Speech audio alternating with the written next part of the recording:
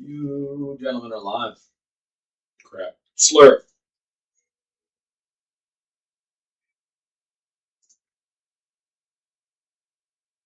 Say something. Say something, I'm giving up on you. Proud of you for that pull. Nice.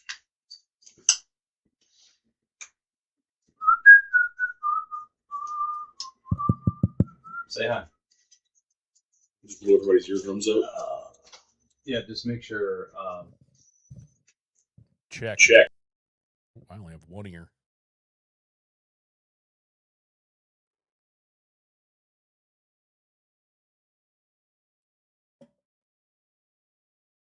There we go. That's better. I fixed it. You have fixed it? Yes. Where's my shirt?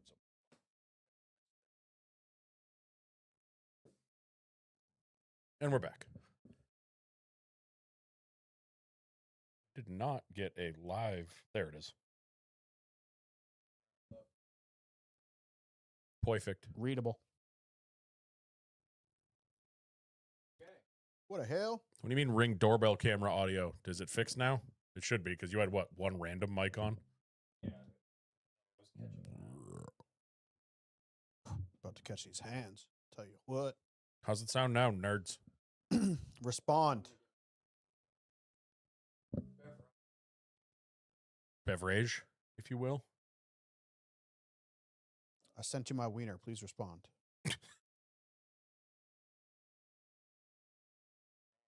Show Bob's. Show Bob's and Vagine. Kyle, you work in the corporate world, right? You get me an internship at JP Morgan? Yeah, same, honestly. Yeah, I heard that's a good time. I don't see what the problem is. I heard it's a good time. That seems It is quiet. That's better. What up? What up? What up? Sorry, we're a little behind as sometimes, always, not always. Well, but Kyle had to put his wheels on. Couldn't wait for it. Had to do it tonight. that was actually Adam that I couldn't know. wait. Adam know. couldn't wait, so we banged it up. Like we would have been on time had we not had camera problems. Yes. But nonetheless, we are live. And as always, I don't grab the things that I need. Nope. I see that. Yeah, I grabbed my beverage. I just didn't grab the mouse. Or you got your notes, you got your phone, you got your... Yeah, it's in my pocket. You should grab your pocket. You want to hold my pocket? You should run your pockets. Pockets ain't empty, cuh. Have you seen the Instagram of the guy that has like studied all of the films and he's ranking all the stuff? Like he said, he had one today I saw that was ranking all of the different ways they hold Coronas. Like the number one was that's Vince's, so enjoy it when he wipes it off with his with his shirt. Alrighty. Are alive and five. What's going on? Right. The old off track. What do you guys got? What do you got, Norm? Nothing. Waiting on Pots. Yeah. My S10. Did you get a new clutch again? Or I'm on number 3. Jesus. Hopefully it'll be here tomorrow. Damn, learn how to drive, dog. Total 5 ordered clutches. Jesus so Christ. Second one I got from Summit. Same thing as the first. Boxed like absolute shite and was just bouncing around inside the box, got all dinged up and damaged. So I said, hey, Summit, take this back, give me my money back. So my buddy got me one through Chevy. So I ordered it through Chevy. And they took 2 days and then messaged me and they're like, oh, by the way, we need your VIN. We can't sell you anything without a VIN number. Oh, Jesus Christ. So they don't have a phone number. So it was through like the wholesale, the parts wholesaler, whatever the fuck, through the dealership. So I had to message their AI, who I immediately fell in love with the girl. So my new AI girlfriend. She's I out knew there that was going to happen. working at Chevy, dude. She's the one.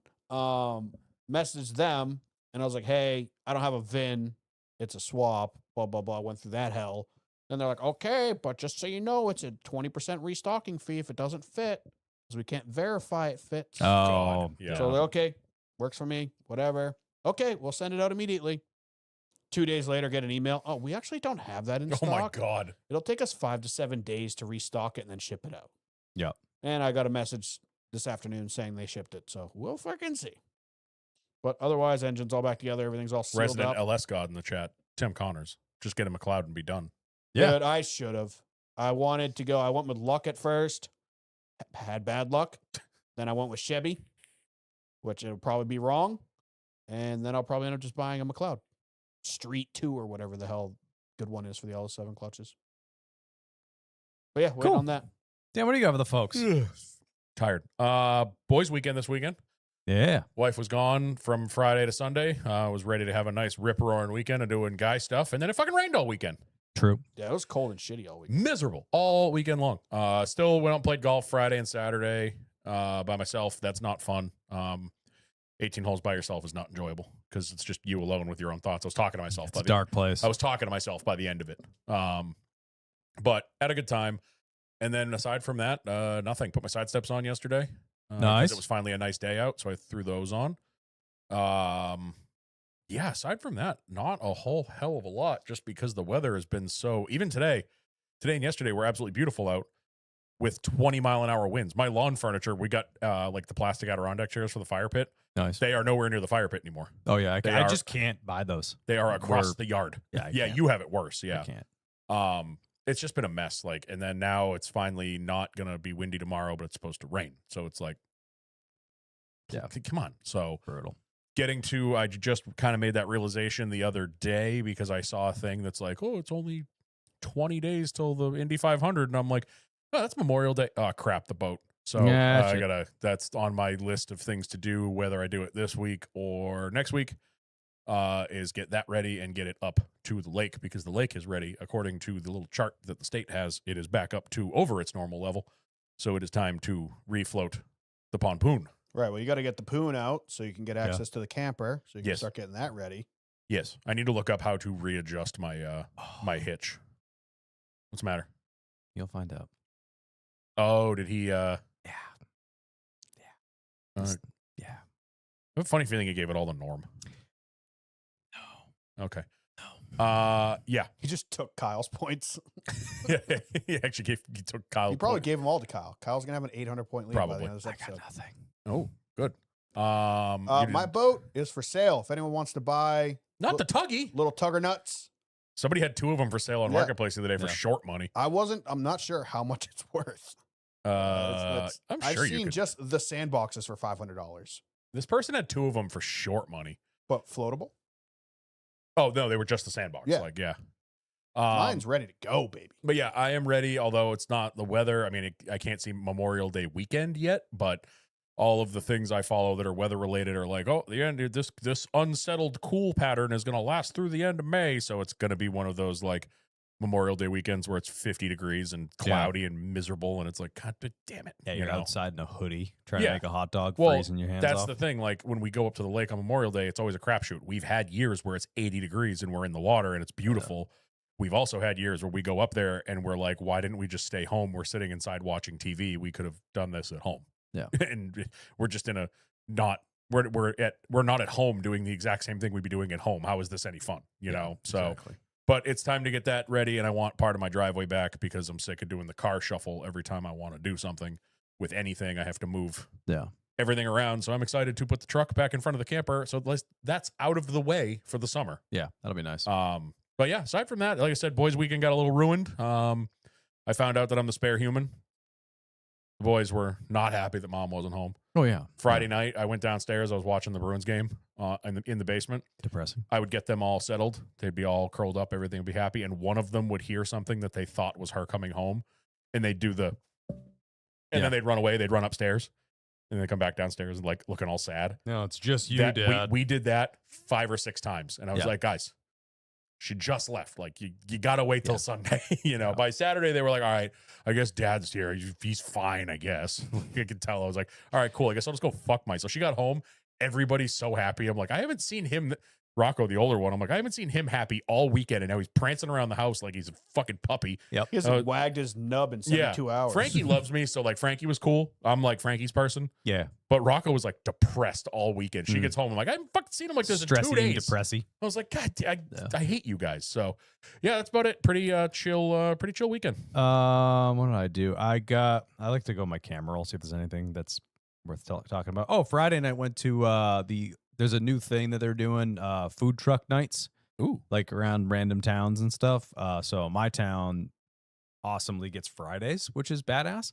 Oh, that's So up cool. at the town hall, they got like a live band playing, and they had a bunch of food trucks, and there was like 12 different food trucks. So it was like a solid Dude, lineup. 10 out of 10 would go Did to we that. bring you Yeah. guys in Kissimmee to the food truck place? No, we didn't go. Oh, I've been to that one a bunch The of one in times. Kissimmee, Yeah, the food truck big one. world, and it's Yeah, like badass. 99% the same We food. talked about it. We never Yeah. went. Yeah, It- I've been there a few times. It's cool as hell, but it's like if there's 20 trucks, 18 of them are tacos and burritos. It's Well, like, yeah, damn yeah. it. You know. So yeah, we did that. Took the puppers there. We're trying to like obviously bring Sheeta to as many things as we can to like socialize her and stuff like that. Like Bodie's mint at everything. He comes to Yeah. everything with us. But so we're doing that with her. Saturday hung up the bumper. it's here. It's up and everyone can see it now. It actually looks great on camera. You were worried about being in front of it. Yeah, it's just above my It's right hand. over your head. Yeah. And then Sunday we did a family trip up to Salem. So me, the wife, and the two dogs I went saw up to that. Salem, cruised around there for a while. So that Mr. was Fear and fun. Loathing. Yep. Yep. She's a Love my glasses. douche. That's exactly why I bought them. I can't stand that movie. I've never actually watched it. It's, Great movie. It's a tough one to watch. It's a wonderful movie. If you're uncultured swine like Norm, you might not like it. Sometimes No, though, I'm just not a drug addict. So I I'm will not just say- like, I've been in this situation. I've been rolling face in a convertible in the middle of the desert I before. will I can say- totally relate. some of those movies that people say are That's all-time probably why I like it. classics are hard watches. Like, Car People. People always reference Vanishing Point. It's Yeah. the worst fucking movie. Bullet too. Tough Bullet. one. Bullet's a Bullet tough one. sucks except for that like The car chase. 13 Yeah. minutes Yeah. of car chase. I've watched the whole thing and I was like, this is fucking terrible. Fear and Loathing is definitely a lot. Vanishing Point It's is a lot. literally one of the worst movies ever made, but it's got the coolest scenes of the car I just don't know if ripping I've through the ever desert. seen Vanishing Point. It's just it's an hour and a half. I know it from what was the Graveyard Cars or the Yes. Dodge guy that was on Discovery Yeah. Channel that loved that movie, and then Vice Grip Garage and Roadkill. They have the Vanishing Paint. CUDA. It's literally Challenger? an hour and a half movie. I don't know how long it is, but of some guy just ripping a Challenger through the desert and the random Not like bad at it. and the random things that he get. Like I remember the only thing I remember is the naked chick on the dirt bike. Yep. He Hell stops yeah. somewhere and there's some naked chick just riding a dirt bike around. Like and That's somebody's grandmother now. she's probably dead. Yeah. Okay, continue. Yeah, but that's about all I got. What'd you do this afternoon? Got my rim wheels in for the old Tundra after many months of research on wheels and tires and offsets and what I wanted it to look like. I landed on a set of wheels and we just put them on. What are they called? 4Play is the brand. I saw that. I was like, yes. What an awful name for the a wheel number company. 4 Yeah. play. But they're really nice wheels. I Like, like they 'em. make really good shit. Well, for reasonably priced and not crazy Ford shit, whatever. Yeah. But yeah, I'm really happy with them. They fit nice and no rubby and nicey. Uh-oh. Yep. There's a tiny potato. Yep. Shitter, the destroyer's here. Yep. I know you can get up Sheeta here. is here. Yeah, that's about all I got. Brett brought up a movie that's similar, The Castle, an Aussie classic. I'll give you another one.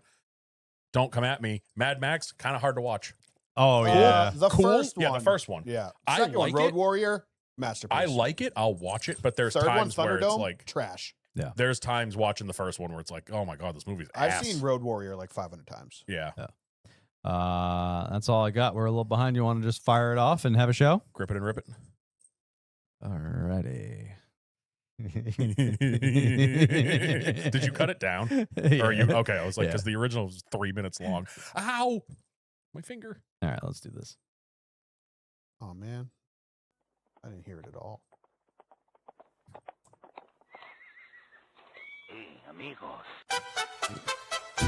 Now I got it.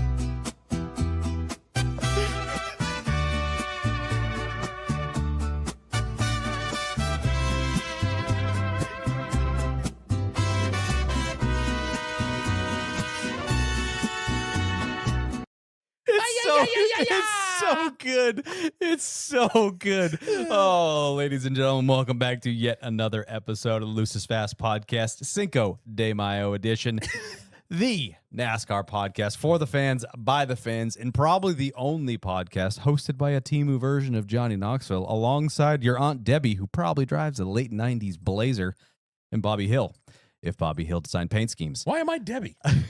I'm Kyle Belcher, and joined, as always, by Daniel Walker. Hola, mi amigos. Norman Pelletier, Borderlay Holmes. and Sheeta, who is terrorizing all the cables and hopefully doesn't unplug things. On today's episode, we will talk some NASCAR news as we always do, answer some questions, have some fun along the way. But before we can do any of that, Dan, pay the bills. We are brought to you this week and every other week by us, the Lucis Fast Podcast. Head on over to lucisfastpodcast.com. Go buy yourself some merch. Please, it's getting really expensive to drive down here. It's not fun anymore. Yeah, I'm not having any fun I have anymore. to remortgage my house every time I need to put fuel in the truck, which I don't even drive. And the GTI got bad. That was $60 to fill that thimble today. Yeah, dude, I had to go out to Worcester for something last night, and it was $125 to fill the Tundra, and the light wasn't even on. Did I tell you about the truck? Yeah, you told me. Yeah, quarter tank, Disaster. $175. The pump stopped. Yeah. It wasn't even full yet. Awful. So Keep digging. please help us out because Norm and I have a solid drive down here. I'm what? How long are you miles wise? I'm 200. I don't know. I don't look at It's 200 miles for me round Shell trip. sponsor us. We want to save at the pump. Literally, I will wear the 22-cent hat. You already here Actually, first? that's a sick hat. I feel like I spent that today. I passed a gas station that said like 425. I was like, oh wow, that's high. And then I got gas later, and I looked, and I was like, oh, this gas station's like 460. I should have gone to the other one. Yeah. So help us out. Go buy some merch. We got lots of merch on the site. If you're going on the track, get yourself a shirt, get yourself with a little backpack, the fanny pack, any of those things to rep us at the track. You could be like our good friend Pepper at Talladega, who got interviewed by Josh Williams while wearing our license plate on his backpack. Love which it. was Love it. sick.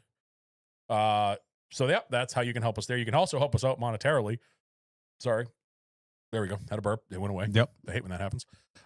You can also help us out monetarily by participating in a wonderful thing we like to call Kyle's Race Day Challenge. Oh, Kyle, what is Kyle's Race Day Challenge? Kyle's Race Day Challenge is if you donate the dollar amount that matches the driver's number you believe will win on Sunday and guess correctly, we will send you a little something, something. Zach and Brent, shout out to you guys. Appreciate your efforts to no avail. He did not finish the race. I say this every week, guys, but trust me when I say it. SVG is going to win this week. I mean, Send $97. If you're win-win, if you're gonna do it, I mean, I would go 88 or 97. If you're ever gonna do it, 88. he was quick. He was fast at Coda. He just had the brake problem. Remember? Yeah. Or no, that was the Xfinity race. Yeah, they're just not quick at all anywhere. I think he's gonna be quick. No, this the only weekend. time he showed speed was Coda last year when he sped right into the I wreck. thought he was one of the fastest cars on track this year. I don't know. Kid sucks. Washed. Put somebody that deserves So that yeah, ride. somebody donate $97. But yeah, if you, like Kyle said, if you donate the dollar amount that matches the number of the driver you think will win on Sunday, you get a swag box. Yep. Some throwback stuff, some show stuff. We'll dig into the collection. We might even send you Kyle one of these days. Hey, I can be bought. True. You can also help us out non-monetarily, although monetarily works the best if you want to get our attention. That's how you do it. She looks like a fox. She Like- does. Sorry, Sitting there watching us. there's a puppy down here. So Yeah. I don't know if Mom even knows she's down here. She's fine. There's no way she doesn't know. You can also help us out by leaving us reviews. That way we can bump up the algorithm. If somebody just goes on the Apple podcast or Spotify podcast and searches NASCAR, Mhm. it's cool when we pop up behind all the good shows. Yeah. That's kind of nice to see us behind all the shows that actually get paid to do this. We don't have any new Apple reviews. I thought, again, last week one popped up and then disappeared, so it's probably Apple being Apple. You They can probably said heck. Yeah, probably. You can leave us a 5-star review there and leave us a nice review, mean, funny, whatever. You can write out whatever you want. It's fun. Mm-hmm. You can also go to Spotify. You can leave us 5-star reviews there. And you can also, instead of Is leaving the 4 still broken? 5 only works? oddly enough, they're all broken. I Oh, yeah. haven't been able to Oh. leave anything less than a 5 on any of the podcasts I listen to. Weird. Instead of reviews on that site, what you can do is you can go to the most recent episode and leave a comment, which we will then read the following week. And some of you have figured out the loophole. We are contractually obligated to read them. Yep. And people have found a loophole. So here we go. Nate Dogg. Speaking of the studio, can we get an in-depth studio tour on Instagram? I want to see the diecasts up close and hear the stories of how those things got there. We should shoot that one afternoon. Like, Yeah, hell yeah. actually make a video and then put it And out after there. we do that, you can shoot me one afternoon. Jealous? Hello, darkness. Well, if you want to know, they're all Kevin Harvick. No. No. I only took like 40 Harvicks down to True. do what we've done. Oh, I got a shelf for the train, by the way. Nice. I'm so excited. I got to put it up. That thing is, I measured it. It is almost 7 feet long Yeah.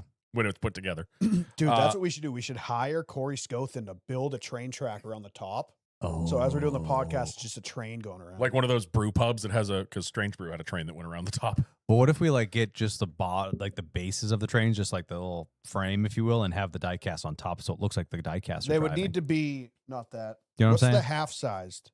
143rds Yeah. or 164th, because that's my train is 164th. Yeah, 64th, maybe so the small 64s ones. are probably Yeah. appropriate. There. Yeah. We'll figure it out. All right. Back to the reviews or back to the comments, the Spotify comments. Mike is vegan. Came for the NASCAR news, stayed for the TP etiquette. Yeah. That I hate that. That conversation has lived rent free in my head every time I poop this week. Yeah. You're I welcome. feel like I'm getting judged. Yeah, you're wasting paper. You're right. I am. Shit ain't cheap, It dog. ain't my paper. I'm I hope wasting. that episode eventually gets shadow banned. It probably will. I don't want that on our history books. Why? It's dumb. It was fun. We were having fun. Who There's cares? way worse episodes. It's a shitty topic. Josh, I haven't wiped my ass the same since. I haven't wiped my ass. It's a since. shitty. It's a shitty topic. It's a shitty Nice. topic. I don't know what to do. All right. DJ No Mayo, Hmm. jumping ahead in the algorithm. Is it just me or did John Hunter Nemechek not deserve getting wrecked by Kyle Busch unless I missed something? That initial contact on the backstretch was more the 8 car's fault, so I don't know what the fuck he's wrecking the 42 for. We will get to that later in the show because I have opinions, and especially with the shit that just came out 10 minutes ago. Yep. Mr. Connor Houlihan himself. She's eating something. No, she's not. She was. Okay. Yeah, she is. Go ahead. Mr. Connor Houlihan himself, who was in, where was he this weekend? Laguna Seca with his Turner Motorsports crew. Oh, was he? Oh, cool. Yeah, Did they- he meet Ricky? No, I don't think so. Missed opportunity. He said, Ricky's in good guy." regards to the pickle beer, I found a 6-pack and have a few left. I will send them your way. I know our listener Josh, that's in the YouTube chat, tried it. He gave it a solid 5 out of 10. He said it's like a shandy, but it's pickle flavored instead of lemon. I will try it. I'm down to give it a whirl. I've done picklebacks, I've done picklebacks. That's which yeah. were fine. I was really drunk when I tried them, Yep. so I mean, it helped. But I don't know about pickle flavored beer. It does exist at the place up the street. So Really? I'll grab I it need for to. next I week. need too. to find some. Yeah. I'll get it for next week. Okay. Cool. Matthew Carabaloo here. Best last wins. Dale Jarrett at Falldega in 05. Wasn't even a favorite driver of mine, but the wacky race had 2 drivers flipping it. Darrell Waltrip's brother and Lane Riggs' father. Yeah, true. P.S. First time Fox will cover Watkins Glen this weekend. Weird. Oh shit, that's right. Great. They're gonna ruin everything. Oh, it means we probably won't have the cool camera. Oh Shit, the best part about Watkins Glen, that's an NBC thing. They better leave it on. They better have it on loan. Oh. Yeah, and the fact that it's like the first week Dude, of May is I have opinions Deplorable. on that, and we'll get to it later. But this is probably one of the worst schedule moves that NASCAR's made in like the last decade. yeah. What a slap. No, in the screw that, face dude. for I them. want the snow. Not to mention, I'm sorry, like we're a similar latitude to them. My camper's not out. No, it's Like, cold, dog. It's fucking cold, dog. I remember when they made this, people were like, because Watkins Glen is huge camping track. Yeah. And people are like, yeah, you do it in August so we can like go with our kids that aren't in school. Like the kids are still in school. Like Yeah. our camper's not even out yet. You know, it's fucking. Yeah, the it's kids at screwed 'em. school thing, you can't use that because that's valid at every single track ever. It is, but when you're used to not having to worry about that, I know people in Pocono were bitching about that a couple years ago when they moved it to June from July. But just it's changing the norm is what it is. Obviously, if you're in Vegas, it's going to be the second or third race of the year. You plan for that, Yeah. kind of thing. All right, back to the thing. The average Joe, I know who that is. This TP talk has me thinking. If Denny Hamilton's face was each square of TP, how much of the roll would you use and how many times would you wipe? Trick question. The TP already has shit on it. Jesus. Thank you, Joe. Love you. That. And Jacob Reed 41. The Ultra Grip Huggies are the way to go, guys. It will change your life. I don't know about that, but it I depends. mean, it depends. Beat you to it. Zing. Got to be You quick. can never have too many depends, Kyle. Nope, you can't. So Sometimes you that. double stack them. So yeah, go leave us reviews on Apple and Spotify. If you leave us comments and or full reviews on Apple, we are contractually obligated. Obligated. Oh yes, I'm obligated to read them. Canceled? What the fuck? Yeah. That was my Cinco de Mayo voice. Celebrated only in Beijing. Yes, that's exactly it. Yeah, we are contractually obligated to read them. So do that Obligated. and stop. See, did it too. I can. Why? Because you married her? Yeah. Fuck you. I got to pass. Give you a pass. We are also brought to you every week by Day Jim's 1,735. Jim's They still believe I'm Rims. one of them. Yeah, Jim's Ramps. Jim's Rims. Jim's Rims. Do you not have money like Kyle where you can afford brand new rims every year? Do your rims look like dog shit? I didn't have a button queued up for that. Go ahead. Call Jim's Rims. Jim's Rims. They will do color changes. They will repair curb rash. They will probably mount tires just like Kyle just got done. They'll probably charge you less than Adam Higg did. Did he charge you anything? No, those came mounted. Yeah, now. they came They mounted came like that? balanced. Oh, wow, Mr. Moneybags. Dude, talking shit. Doesn't even know what he's talking about. Dude. Jim's Rims. So, yeah, get your wheels refinished, get them straightened, get them cleaned up, get the color changed, do whatever you want, get them right so your whip looks fresh. Yep. They are in Rehoboth, Massachusetts. For those local to us, you can message them on Facebook. Visit jimsrims.net or call them at 774-229-6608. Jim's motherfucking rims. Jim's Rims. No foreplay needed. They get right down to business. They actually have my wheels right now. The wheels that were on the Cabrio, the Millie Miglias. Oh, yes. Yeah. Yeah. You got those down there. The square wheels. I guess 3 of the 4 of them are fucked. Oh, my God. I was like, dude, if they're too bad, like, just throw them out. He's like, nope, that's what we do. We're going to fix them. Okay, cool. Okay.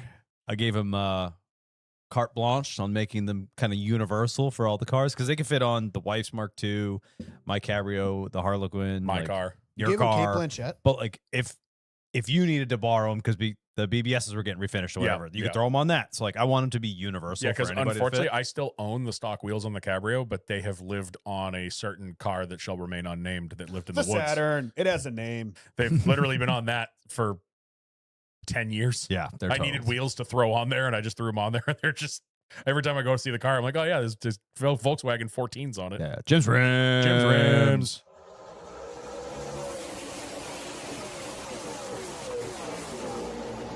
The old race picks. Winner, winner, plants for dinner. All right. So we got an interesting change to the lineup. So we'll run through it as we normally do, recapping our picks for Texas. I chose Joey Logano, got me a point. When I watched him bounce off a Cole Custer, I laughed hysterically. Yep. And I was like, oh, it's just the fender. And then they cut to the side view. And When I watched him qualify, I laughed. The wheel is pointing 45 degrees to I'm like, yes. Yeah. So that hurt. Dan chose Mr. Christopher Busher. Prosper motherfucking Texas. Got you 36 points. Thought he was going to do better than that, but he missed out on points in the first stage, I think. Norm Pelletier, despite finishing behind Dan with Mr. Carson Hocevar, got him more points with 46 Yep. on the day. Carson had way better stages than I did. Which brings our total to 416 for me, 389 for Norm, and 364 for Dan. But wait, there's more. We threw a wrench at this because we included Dad. Our friend Taylor that was here last week. He chose, Levi chose Mr. James Dennis Hamlin, Shocker. getting him the win on all of us. Yep. For a total of 48 points, and we allowed Dad to divvy those up as he saw fit. So the good news is now the point standings are much different, and not only did I get 1 point from Mr. Logano, I got 1 point from him. So Dan gains 35 points. Let's go. So Dan is now at 399. Norm gains 11 points, which brings him to 400. And I get the leftover, which I believe is only 1. Sorry, let's do the math there. So he had 48, and you got, what did I say, 35? I think so. You said I was at 399. Yep. Oh, no. Good news. I get 2 points. Boo. Whoa. Give one of those points to Dan so we can be tied. No. Okay. No. At least now Absolutely not. I got, you know who gets screwed in this? Me. Good. It was my idea, and I got screwed. I was Was- yeah. against this rule, but you were the one who came up with it on the fly. I was like, dude, this is going to put an asterisk on the season. It's going to be, dude, the record books are not going to be square after this. They're square. Like, I'm people are perfectly- going to complain. I'm perfectly fine with it. You guys both gained. I lost. I'm back, baby. Yeah. But it's Norm, do you want to veto it? You want to just ex-nay it? I'm You want to just gonna stay where feel you're at? differently about kicking your ass I'll for the take rest his of the points. season when I got such a jump start here. I'll take his know? points. Hey, it's okay. If you That being said, I haven't finished first out of the three of us since Coda. correct. So it being the next road course, I will win. Undertaker. So we're Undertaker. I'm gonna just Undertaker meme popping out of the coffin. Yeah, it's right. It's me, your boy. So that shakes things up. We are much tighter now. I am now at 418. Norm is at 400, and Dan is at 399. It's anybody's game now. Chase started early this year. Yep. My 40, 52 point lead on Dan is now gone. Thank you, Taylor. I love you. All right, so now we have to choose for the Watkins Glen. I am choosing first. I am taking Prosper, Texas. Give me Christopher Busher. Good call. Good answer. Good answer. Show me And Texas. You already picked SVG. I did. Yeah, I don't know who I'm gonna pick. That goes to Norm Pelletier, and you are going to take SVG. Shocker. SVG. I was gonna go with Brad Keselowski, but I was going to take Denny Hamlin because he's so good at road courses. All right. I had an idea. I just have to double check that I have not already picked him, as much as I do not want to pick this human being. He's fast at road courses. And honestly, I feel like the season just started and the pickings are already getting kind of slim, especially for road courses. This is bullshit. So I have to update this. So you got 71 fucking points. Perfect day, baby. Fuck off. Perfect day. You got a 70-point day on me, and I'm still beating you. Yeah, I know. That's how far fucking behind I was. Sorry, go ahead. Give me, I hate everything about this. Give me Tyrone Gibbs. Boo. Dan has to root for Ty Gibbs all day. It was between him and like AJ, but I don't trust colleague. Yeah. Yeah. So Norm got 57 on the day. Dan got 71 on the day. I got 3 on the day, and I'm still up. Josh, I still hate Woof. him. I need points. So Yeah. No, that's not a bad pick at all. honestly, out of who I have left, it's like, yeah, McDowell's a good road racer, but what has he done this year? Fucking nothing. AJ, I don't trust colleague. Honestly, he's been running halfway decent. He has been, but I just don't see it. And then it's like, then it's all just the randoms. Like, I'm not going to pick Dylan Gregson, Kyle Busch, Ty Dillon. I mean, I could have taken Chase Elliott, but he's ran like shit in this car at road courses. So we saw, what was it, Mexico last year, where Ty Gibbs was duking it out with SVG half the race. Yeah. The kid can drive on road courses, so I'm just going to let him roll. I mean, you got some other good road course racers. You got Chastain and Cindric, who are pretty good. Yeah, I'm good with my choice. I think that's the best choice that you have. Yeah. for sure. Yeah, because that's I what mean, I'm look at how well he ran in Mexico last Yeah, year. that's what I just said. Like, I just 10 said out of 10. that. Yeah. So He I'm was going with it. also, I think he was really good at Mexico, I think it was Mexico. Was it yeah. Mexico? Yeah. where they celebrate Cinco de Mayo. I want to play it again so bad. I won't do it. Anyway, all right, that's going to do it. Our points are, as we stand, 418 to 400 to 399. It's anyone's game. We back, baby. We'll find out. All right, now we have to head over to some people's favorite part of this show. Some people hate it. Some people love them. Some people hate them. But no matter what, it is. Why are you making it Norms. personal? Scheme of the week. Hot. You can't mute me, Josh. We've tried. I am unmutable. Proceed, Norm. Kabota. There wasn't shit this week. No? There was nothing. I like the Nothing good. Freightliner 2 car. The 3, I actually didn't hate the 3. Everything felt very normal this week. Yeah, freeway cars. It's hot. Texas. Circle K actually didn't look bad. I thought that one was pretty cool. Yeah, for that having one an wasn't bad. encyclopedia all over it. The 9 is going to win, but we can keep scrolling, and I'll talk about that last. Oh, There was okay. one other Spoiler car. alert. Jesus. Yeah, I mean, we're scrolling through. The Worth car looked pretty good. I thought the Worth car was I hot. Yeah. preferred the old Worth car over the new Fade one. 23 looked terrible. I thought it was a Fuck. monster beast car. Yeah, it's fucking. The 24 is horrendous. That Really? was bad. Horrendous. I didn't Diamond hate plate it. skirts was gross. Yeah, but that's yeah, like dude. Welcome back, Kyle Busch. 2011 Kyle Busch. gross. Rockstar scheme is ass. Ass. 35 actually isn't that bad. Yeah. Hello, little popper. Yep. Oh, my finger. Andy's frozen custard. Yeah. 42 Fi- hot. Fix your white balance there, pal. Saturation there. dude, for Instagram, 43 hot, Man. 45 trash. I like the 45, dude. It's so fucking boring. It's lazy. It looks like a test car. Well, I mean, 51 like it. hot. I really like when they do that. Yeah, same. Yeah. 54 actually like that scheme. 60 terrible. I like it. I just know you don't I- like pictures. I don't like pictures on race Yeah. cars. 67 actually looked really good on TV. 71 looked terrible. Yeah. 77 looked good. 88 looks good. 97 is terrible. I can't stand that. Yeah, stuff. that's not a good car. So, But yeah, for this week, it was going to be, it's honestly between the 43 and the 9. But I don't know how many more times we're going to see the prime scheme this year. I like it a lot. Like I said before, I think this scheme would have looked better white and blue instead of black and blue. But I appreciate it being black because they got the white number, bright white logo on the door. Yep. I probably would have done a white hood logo, but on the black, you got to have one of the primary colors, I guess, with the blue logo. So honestly, really cool scheme. I like it a lot. Great The use of space, cool primary looking colors. design. I like kind of the cutout for the associates on the quarter panel. I think it's a really good scheme. Yeah. It gets a smile from me. boom. And it's almost prime season. Yeah. Oh, We got like can't two. wait. I think we have what, 2 more races? 2. Watkins Glen and then All Star race, right? The Correct. excitement about prime helps the scheme. Here, seeing, was it last week? One of them posted that they were doing their preseason Yeah, like Corey meetings. And away. Corey brought it up Yeah. on the podcast too. Get the saying prime that they- shirt on during the show, too. Oh, Yeah. dude, we are so like I was thinking about it. I'm like, I cannot So We close. are fucking back. wait. Even just seeing the commercials that they're playing, like they brought back the old commercial with the same theme song and Yeah. Dale and Latarte and the Chevelle. Like, oh, it just brought me back and I need it. No Carl evidence yet. That does it for your scheme of the week. The number 9 prime. Slow week, but good scheme. Keep it- Engine number 9. and let's keep digging right into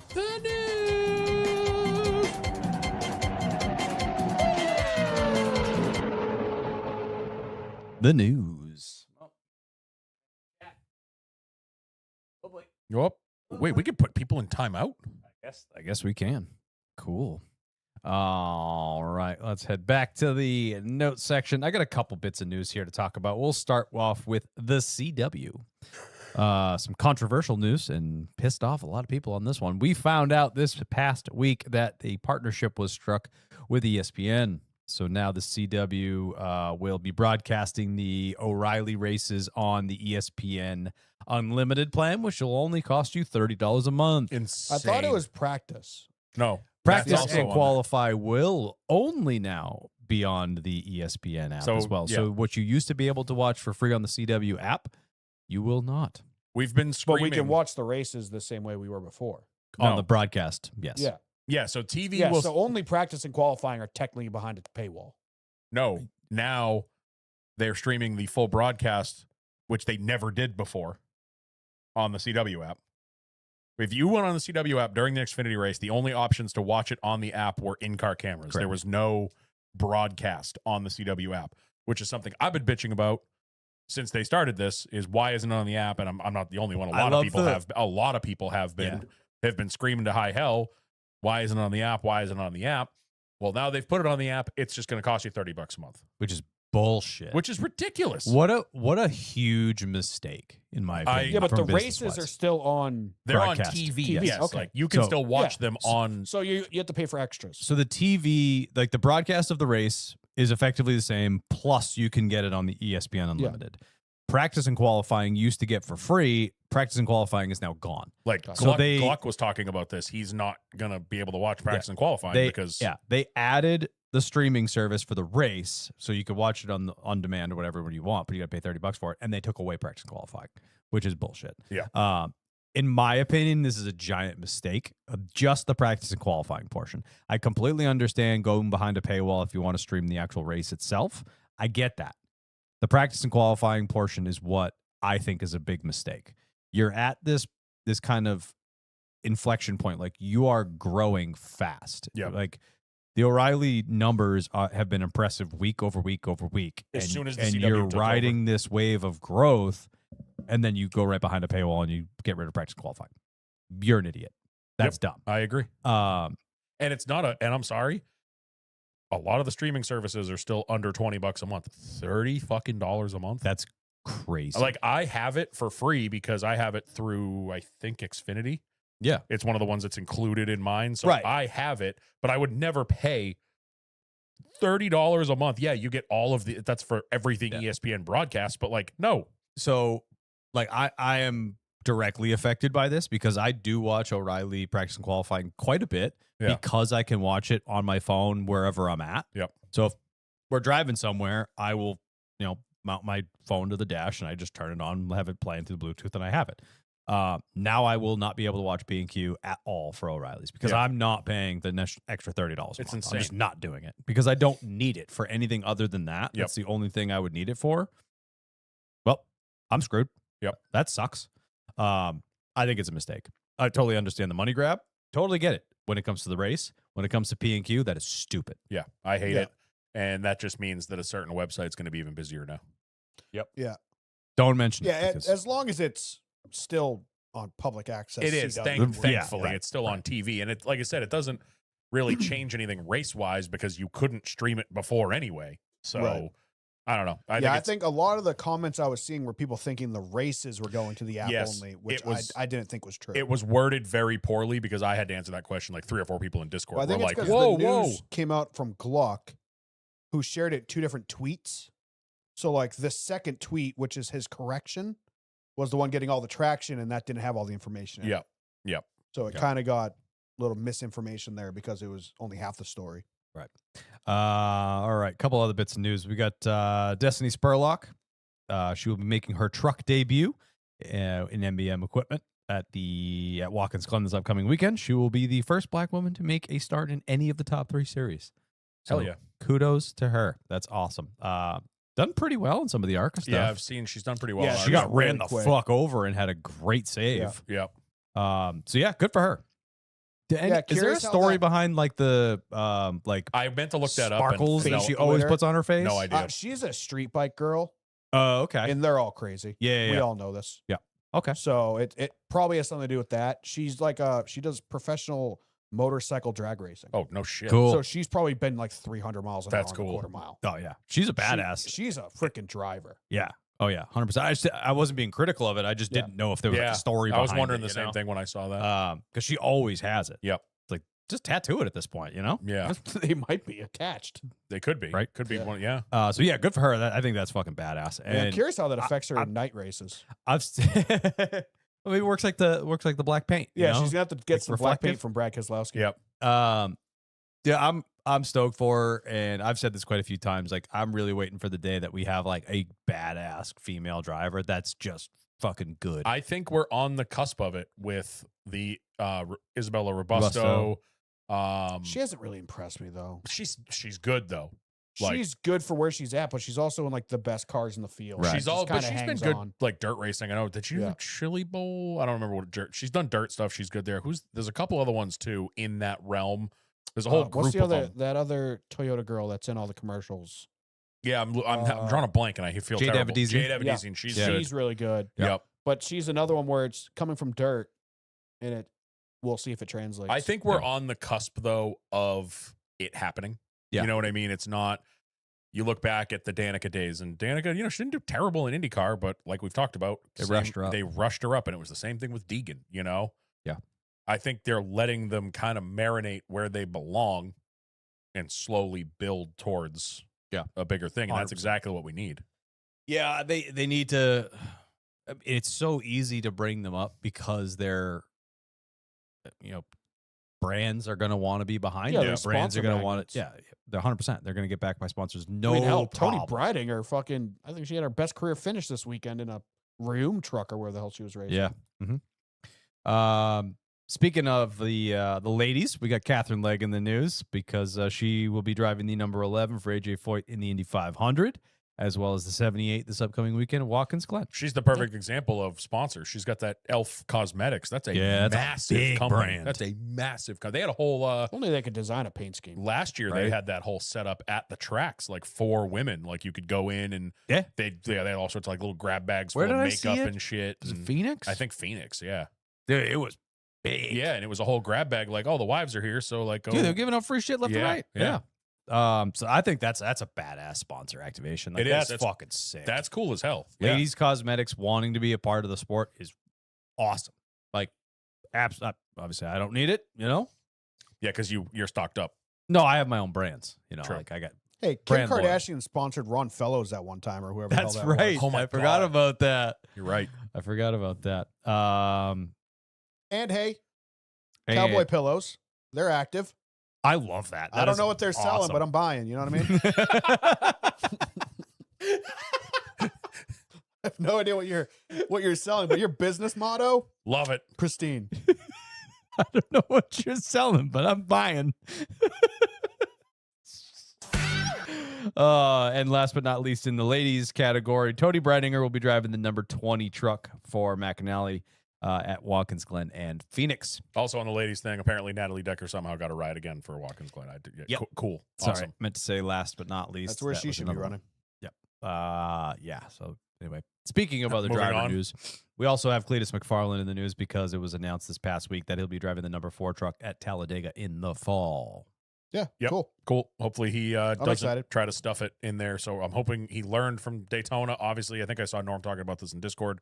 Talladega is much, I don't want to say easier, but it's a much easier track, a lot wider. Yeah. You don't really see them getting loose off the corners like they do at Daytona. No, the one trouble spot is the tri-oval, tri-oval. which he now has experience in the ARCA Yes. car.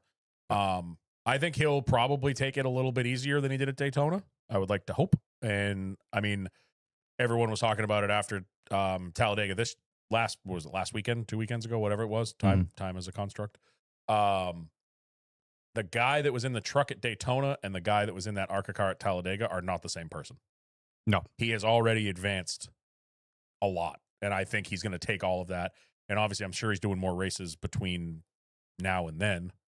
I know he's doing he's doing Nashville in the O'Reilly in the car. O'Reilly car, yeah. Next Super Speedway in ARCA. I That think he might be said the- they're done for like a month or two. And then Okay. they're back in the cars.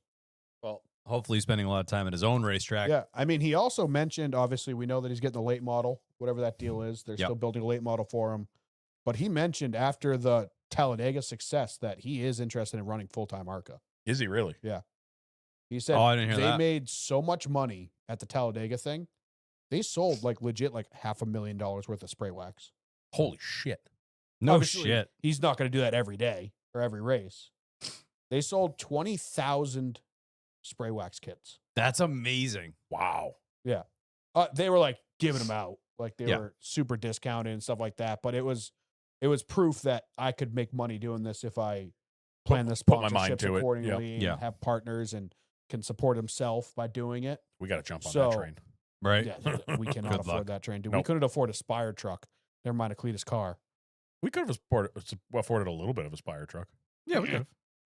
It was like this Um, big, but But yeah, I'm Yeah. excited for Cletus. Yeah, 100%. Curious who his spotter is going to be. I think he had fucking old fishing spotter at Daytona, well, no, doesn't he have not in the trucks. Oh, he Kevin doesn't. Hamlin spots for Ankrum. Oh, okay. I didn't know he didn't use them in the trucks. Yeah, so I'm pretty sure he had who's fishing spotter? Edmonds. Yeah. Joel Edmonds. Joel Edmonds. He had Joel Edmonds, I'm pretty sure, at Daytona. So I'm curious if he does that again. We'll see. We got DGM in the news because some weird news came out. Yeah, Uh, the weirdest The way ever. phrasing of it's fucking It's hilarious. so weird. Josh Williams will not be in the 92 car Watkins Glen due to some sponsor trouble. Can you read the statement or do you not have it? I didn't Hold on. write it I know down where because is. it was just so It's the bad. like I think Norm said it perfectly. It is the strangest way to say Alex broke. Gannett. our sponsors broke as fuck. Alex Gannett will be Right in here. it for Per the DGM race. Racing, Josh Williams will not compete at Watkins Glen due to a newly onboarded partner failing to meet its contractual obligations. That is literally just missing like a we'll circle back to this to hit all of the office mumbo jumbo lingo. Yeah. Onboarding, contractual obligations. Like, no, just say our sponsor ain't got no fucking money. Hey, yo, we got DC Solared. We fucked.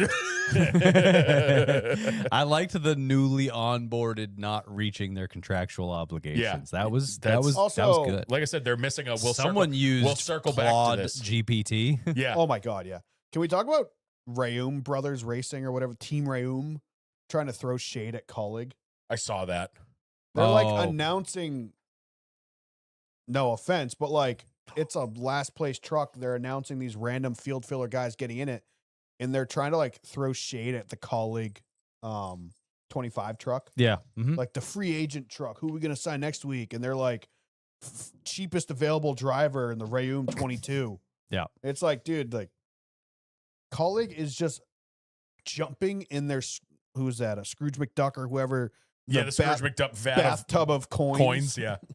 The Did you- swimming pool of coins over at Colleague Motorsports. I will say, speaking of Colleague, though, did you see what they did this weekend? Yeah. The guy with the tailgate? Yes. Yeah, that Fucking was hilarious. awesome. With the backup lines. Yeah. Hilarious. Brilliant. I loved it. Loved it. Yeah, so that's a weird one, but we'll see.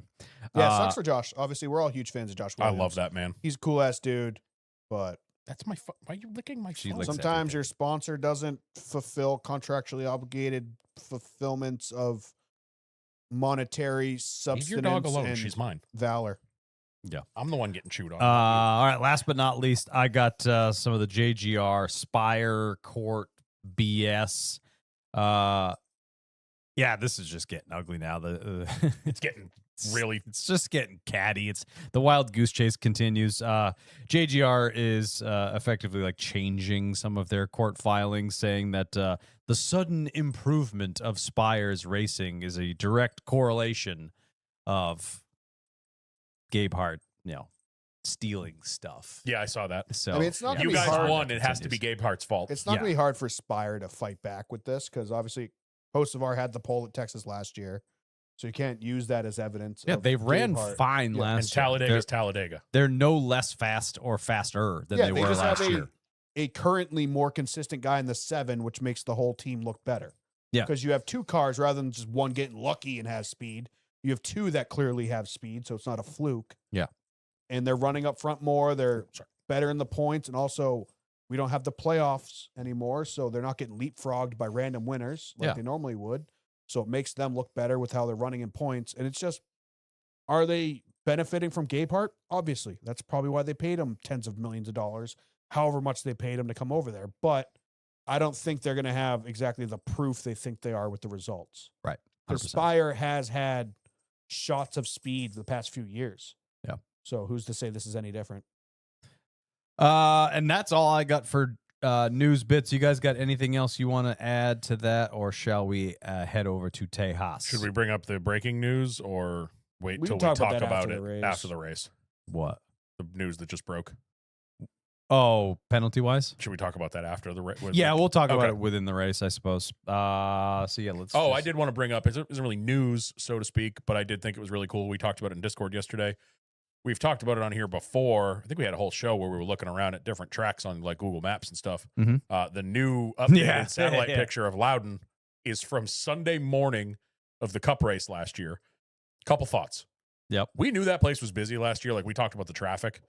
Seeing the above, I don't think those campgrounds have been that full since the 90s. Like I Yeah. remember Place was. I remember stacked. going through there on Sunday mornings to go to the race, and some of the campground lots be like, oh, there's like one camper in that entire row, like for the last couple years. Like it Yeah. looked pretty dead. That fucking place was mobbed. Like looking at the campground lots they were pretty damn full.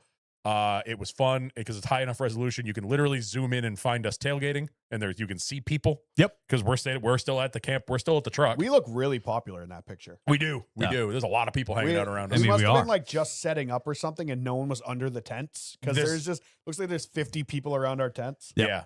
I don't know. I'm confused as to why my awning was out. I feel like I always put that thing, whatever, don't care. But it was cool to like zoom in and see like our campsite. You can kind of zoom around and see, like I was looking at the guy who knows Josh Williams, like you could see his bar set up in front of the camper Yeah. and all. It was just cool to like zoom around and look at that.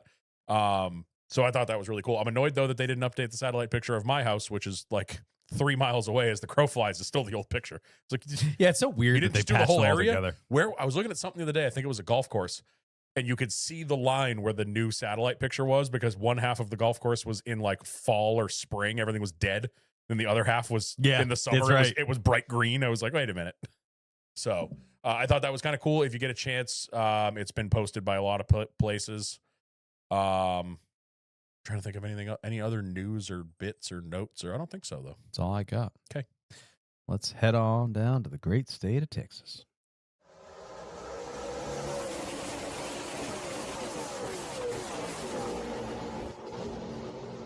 It's just stepping around the room. Love it.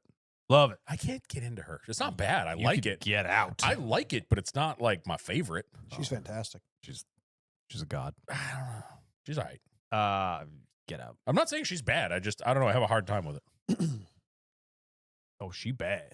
As long as she doesn't. Never mind. You know what? I'm not going to say that. Never mind. Go ahead. Nope. It'll get us canceled. Yeah, Dan, say something weird about this young 20-something-year-old girl. No, it was somebody else. All right. About me? No, it was one of the other country girls that. All right, anyway. Yep. We got a triple header weekend. We had the SpeedyCash.com 250. Good. Solid. We had the Andy's Frozen Custard 340. Hate it because of the number. The Weird. number's weird. Fucking go 10 more miles so to make it a 350. Like, Yeah. literally 5 more laps. And then we had the Worth 400 presented by Liquimale. You had it in the first half, and then you blew it You up. wrecked it. All right. Andy Frozen. Oh, sorry. Speedy Cash 250 truck race. Banger. Carson Hocevar wins his only 6th career truck race. I keep forgetting that he didn't win that many before Yeah. he moved up. No, he Don't you didn't. remember him in the truck series? He was fucking terrible. He was a Yeah, weapon. he was an absolute terrorist. His first win came at Texas when he wrecked all 4 of the people in front of him to I win. mean, Yep, that's right. Osama bin Laden. And a complete inversion from earlier in the spring when him and KFB went 1-2, and now it's 1-2 in the Yeah, and opposite. I thought he was on KFB's hit list. Thought Yep. so too. And I'm surprised that it happened that way because KB actually won the last 4 Truck Series Yep. starts at Texas. Yep. Broke his streak. As usual, my biggest takeaway from this race is just fire FS1 into the sun. Oh yeah, it's just That Awful. one moment where they're like, "Oh, there's a truck." What did they say? There's a truck against the wall on the front stretch, and the camera cuts, and it's an apocalypse. There's trucks destroyed all over the front stretch. Who'd they have in the booth? Was it Logano this week? No, Lagooner?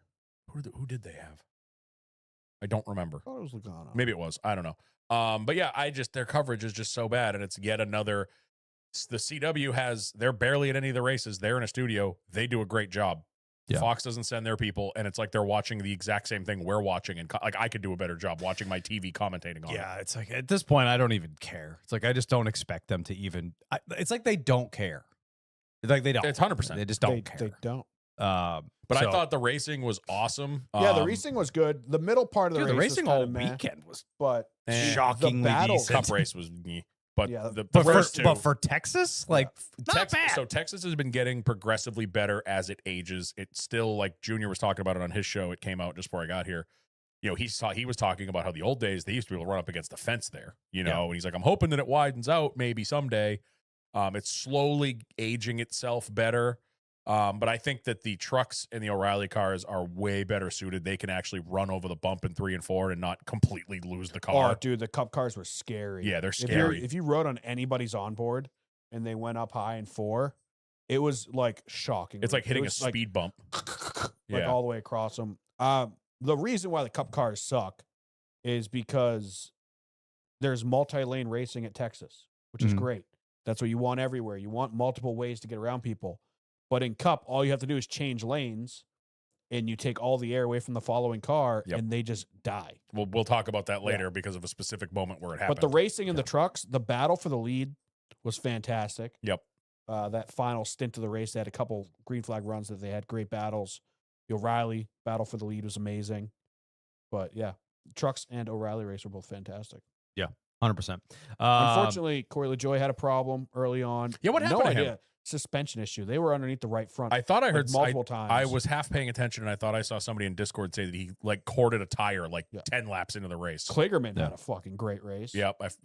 He was probably top 10 for most of the race, which is honestly probably the best average running position of any Ram truck this season. Yeah. So super cool for PK to have a good one. Yeah, for sure. Hocevar won the second stage. Ben Rhodes won the first stage. Hocevar led the race high 76 laps. Nice to see Ben Rhodes out front. We haven't seen him. I love Ben talked to Rhodes. him very I was much. super Yeah. hyped about that. Yeah. I think, who was it? DBC or Stacking Pennies mentioned those were all brand new trucks for ThorSport, and they Oh, were all rocket ships. Mhm. And I think they crashed every single one of them. Cole Butcher killed the squirrel. Yeah. But yeah, super Did you see cool that? to see Ben Yeah. Rhodes have some speed again. I love Ben Rhodes. Ben Rhodes winning heals the soul. If that boy wins another championship, I don't know if anyone will survive. Yeah. So it's cool to see Ben Rhodes running up front. I would like to. This happened in both the O'Reilly and the truck race, but I'm just going to say it again. Can we put turf on all these tracks, please?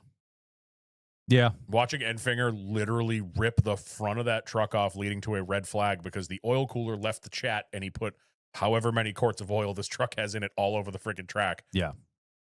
They turfed at Charlotte, right? Yeah. I'm pretty Yes, sure. they did. Mm-hmm. Yeah, when they did the Roval. It didn't change anything. Like, I don't see any difference in what it looks like, whatever. We're just not ripping the front of cars off anymore. I don't have a Do problem the old with the grass. Sam Mayer. I just It is think what it's, it is. I'm kind of on that as well, but Well, it was we have, Josh Berry it was Josh Berry did it real bad. in the test. Oh, I I was think. talking about when Sam Mayer lifted the thing, 3 or 4 weeks ago? Oh, yeah, Oh, yeah. true. We have a solution. When Shelley won. Yes, that's right. That was like have 2 months ago. Like, we have a solution. And you're right. I'm kind of also on the fence of like, it is what it is, but it's kind of annoying. Like, Enfinger should have been able to finish that race, but because he happened to go through the grass, Yeah. My problem with it was the first part of the trial oval, the restart zone, they painted the grass black. Yes. And we've seen Texas is What- the track. why would you do that? Yeah. Texas- Why would you paint the thing that you didn't want I mean, people to hit and the same Texas- color as the pavement? Texas is the home of one of the, I think one of the scariest Dale Jr. crashes ever. Yeah. Remember the one where he hit the second dog leg and caught the grass, ripped the nose off. There was a giant fireball. He went up and smashed into the wall hard as hell. Yeah. Like, and we've seen that at Texas before with how they cut it. It almost happened on the truck race a couple of times. I think it was Logano. You're right. Yeah. In the booth, he was like, "You don't want to be messing with that down there, down that dog leg. It'll rip the nose off the truck." Yeah, Yeah. Justin Haley got the whole front end ripped off. Yep. I'm is so what it is, torn like- on the grass thing. Like, you should be penalized for going in the grass. Like, it shouldn't be a safety net. Yeah. But then also, like, Enfinger did nothing wrong. He was just avoiding T-boning. Who was it that spun? I forget. He was just avoiding a spinning truck. Ends up in the grass, and his day's The over. grass is obviously like nicer Yes. visually, and like when the pre-race stuff, when they let fans out there, if they do, like, it's really nice and whatever, but like it's not as sustainable. Obviously, you have to maintain it. You have to do a lot more work to keep grass looking nice than you do just turf that We can saw- just we sit saw it- there forever. We saw it at Daytona this year. Remember, the grass in the corners was brown because Yeah. they had such a cold winter. It's too much of a variable, and I don't think there's anything that you really gain other than visual and fan experience. Obviously drainage a little bit per se, like, because it will absorb some water, but it also will turn into a mud pit. So if it rained earlier that day, Yeah. it just turns into a big sponge. So like, I think you could do better drainage with, artificial turf. Yep. And the turf has gotten so much nicer now than it was in the AstroTurf days. Oh, when it God, was just yeah. concrete, Yeah. So I mean, I think that's probably a safer option, and visually it can look exactly the same all it's year not long. like it's not like a hill I'm gonna die on. I don't really Yeah. care if they do it one way Right, or the other. I just think we're needlessly tearing up race cars in events that otherwise would have left them perfectly fine. 100%. You know, Yeah, I mean, and it is what it is. I also saw people were mentioning that I guess they haven't used that front stretch oval at Texas in years. oh, the quarter-mile yeah, track with so the like one they at could Charlotte. get rid of that because Yeah. that's just jumps. Really, they haven't used that? Supposedly, according to the internet, I have no knowledge of Hmm. this. I'm assuming Bandoleros and Legend stuff just isn't Does big in Texas. Atlanta still have that one after the redesign? I think so. Because I know the Atlanta one was big. Like Joey Logano talks about how he relax in the Josh. chat. Tell this Ty Gibbs fan to stop talking about turf, Bro, I think turf looks great. Like Charlotte looks fantastic. I hate the idea of like there's no penalty. Yeah. Like when they started getting rid of sand traps and stuff like that, like you're just giving these guys safety nets on everything. Yeah. Like I get it. Yeah, it's not your fault some guy spun in front of you, but should have been in front of him. yes, Wrecks Atlanta's is still there, if depending on how current this picture is, but it should be pretty current because I know the Atlanta quarter mile. I think it's Joey talks about how he spent like most of his childhood down there. They used to go down there. Right. Well, Yeah, but he's whatever from they New call England. it at Charlotte now, they used to do that kind of stuff all over the The, place. the summer shootout. yeah, like the week-long event. All right. So, yeah, truck race. Great race. Nonetheless, whatever. Andy's Frozen Custom 340, the O'Reilly's race. The weekend of the Cup drivers. It really was. Yeah. Mr. Kyle Larson takes the checkered flag there. Great battle towards the end there, though. Oh my God, Yeah, Brent that Cruz clip- dude, shout out. what was I doing? Oh, I watched the end of this race, but I saw the clip that got reposted around the world of who was it? It was Larson, Brent Cruz, and Allgaier. All good. Allgaier 3 wide, completely sideways out of 4, door to door, just beating the crap out of each other and there was still like 60 to go. Like Yeah. it wasn't even the end of the race. It was awesome. It was so good. Brent Cruz, that kid's going to be a fucking superstar. Yep. I said it, I think, a couple weeks ago after one of the races he did really good in. That And he kid's- wins his first Dash for Cash in the Yeah, last won the Dash for Cash for in the Cash. Stole it season. from my boy, dude. I Shit. just, that, like, the racing in the O'Reilly's race was unbelievable. And it's not the only weekend where Saturday is better than Sunday, but man, it was apparent this weekend. Oh, it's way more common than Yeah. not common. Yeah. Larson led the race high 93 laps, followed by Allgaier. It was weird. This race was like led broken 50 up. something. Like Allgaier dominated for a while. Larson was just kind of like top 5, like just kind of hanging out. Yep. And then all of a sudden Larson got out front and it was like, okay, goodbye. Yeah, I mean, Allgaier was what, bell to bell in the first stage? I think so, yeah. And then Zilich showed up for the second Yep. stage and then disappeared. Obviously, we have the Larson, Cruz, and Zilich battle. So, I mean, for Texas, good racing. I thought it was great. Not a whole lot to write home about. I mean, obviously, with the final Dash for Cash, we had Cruz winning that, and Allgaier maintains his, I don't know, 180-point lead or whatever the hell it is at this point. Let's look. I think it's like a buck 30. Dude, buck Allgaier 40. and Creed are gonna fucking lap the field in points. Allgaier has a 121-point lead over Shelley. Who has a how many point lead over third? 46. Oh, it's tighter than I thought for third. Yeah. That's what she Those said. two are just Jesse like Love's in third. neither of them can like finish outside the top 5. Oh, yeah. They've Yeah. been top 5. Like they are just both like Sheldon. I think has like I think he's finished top 10 in the last 9 straight races or something like that. Love so obviously going back to last year as well.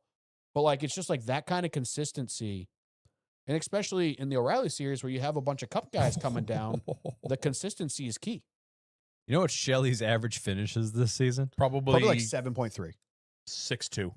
6.4. I'll take Yeah. it closest without going over. That's my fucking boy right there, son. Wow. What's Allgaier's? 1.5.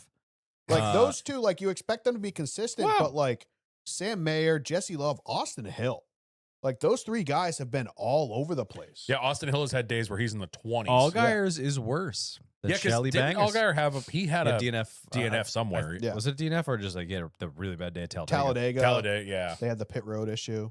7.08. Okay, still pretty good. Though. I mean, still awesome. But I mean, Allgaier's stage points is untouched. Yeah, 100%. Sunday. Thoughts, feelings on the racing on Sunday. Before we get into the racing, shouts to that crowd. Yeah. Yeah. For they showed years, we've seen Texas with like 20,000 people there. Yeah. They announced a sellout. Obviously, we know that's not an ass in every seat, but goddamn if it didn't look like it. Yeah.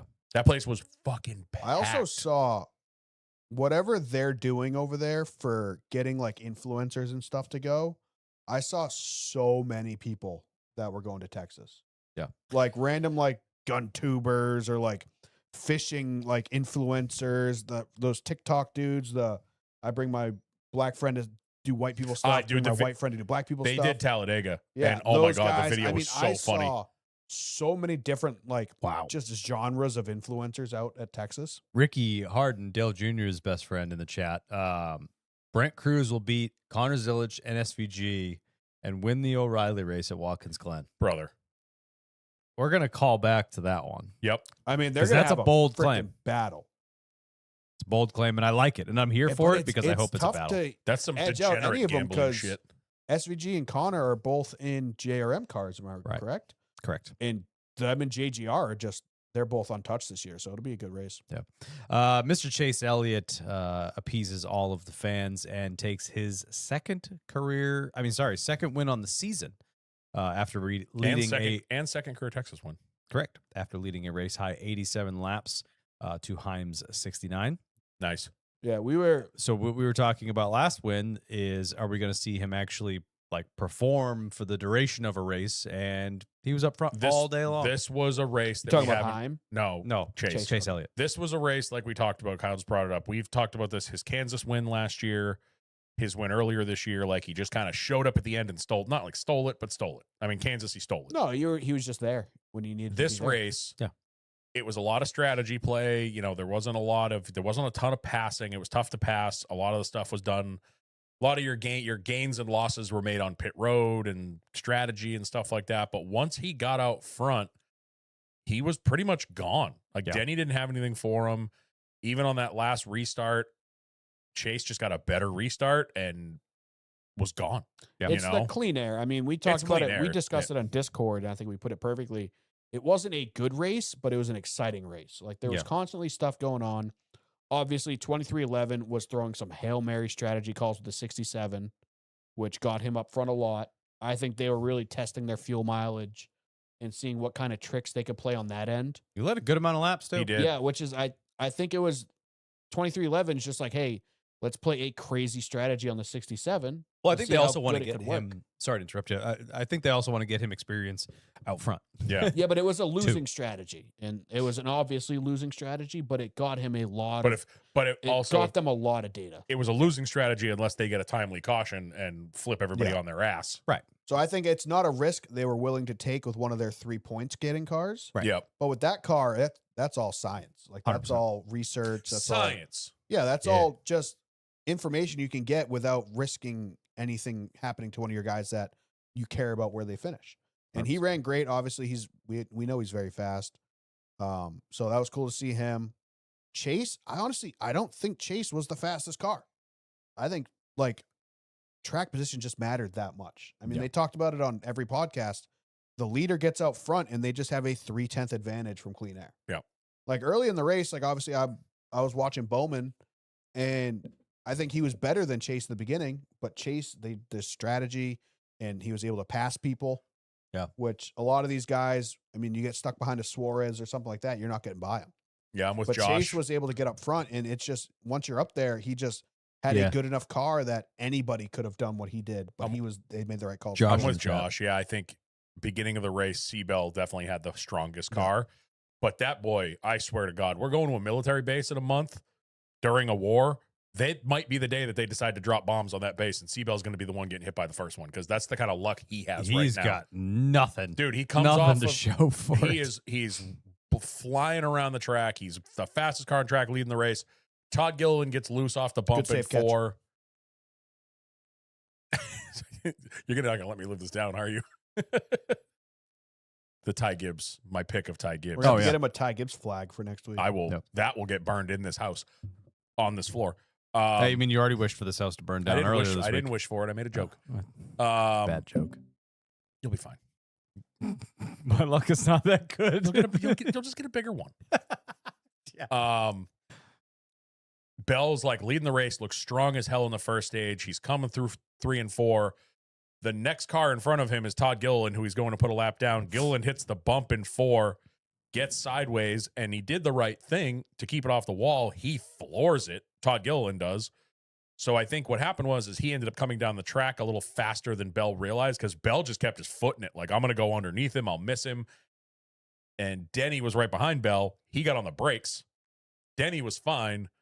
Bell got clipped by Gilliland and sent into the fence. Day over. Slid for a quarter mile and then buries it into the fence. Yeah. Like, oh, but no. It's like if anything bad could happen to Christopher Bell, it is his care center interview. He just looks tired. Yeah. Like defeated. Like, what I'm else just can really I glad fucking that I do? drive these fast Joe Gibbs racing cars and our luck will turn around eventually. Yeah. Smile so I don't Smile cry. So I don't cry. Smile through the pain, Chris. Oh, man. Poor kid. Oh, I wonder how his wife's handling it. She's probably bad at Todd Gilliland.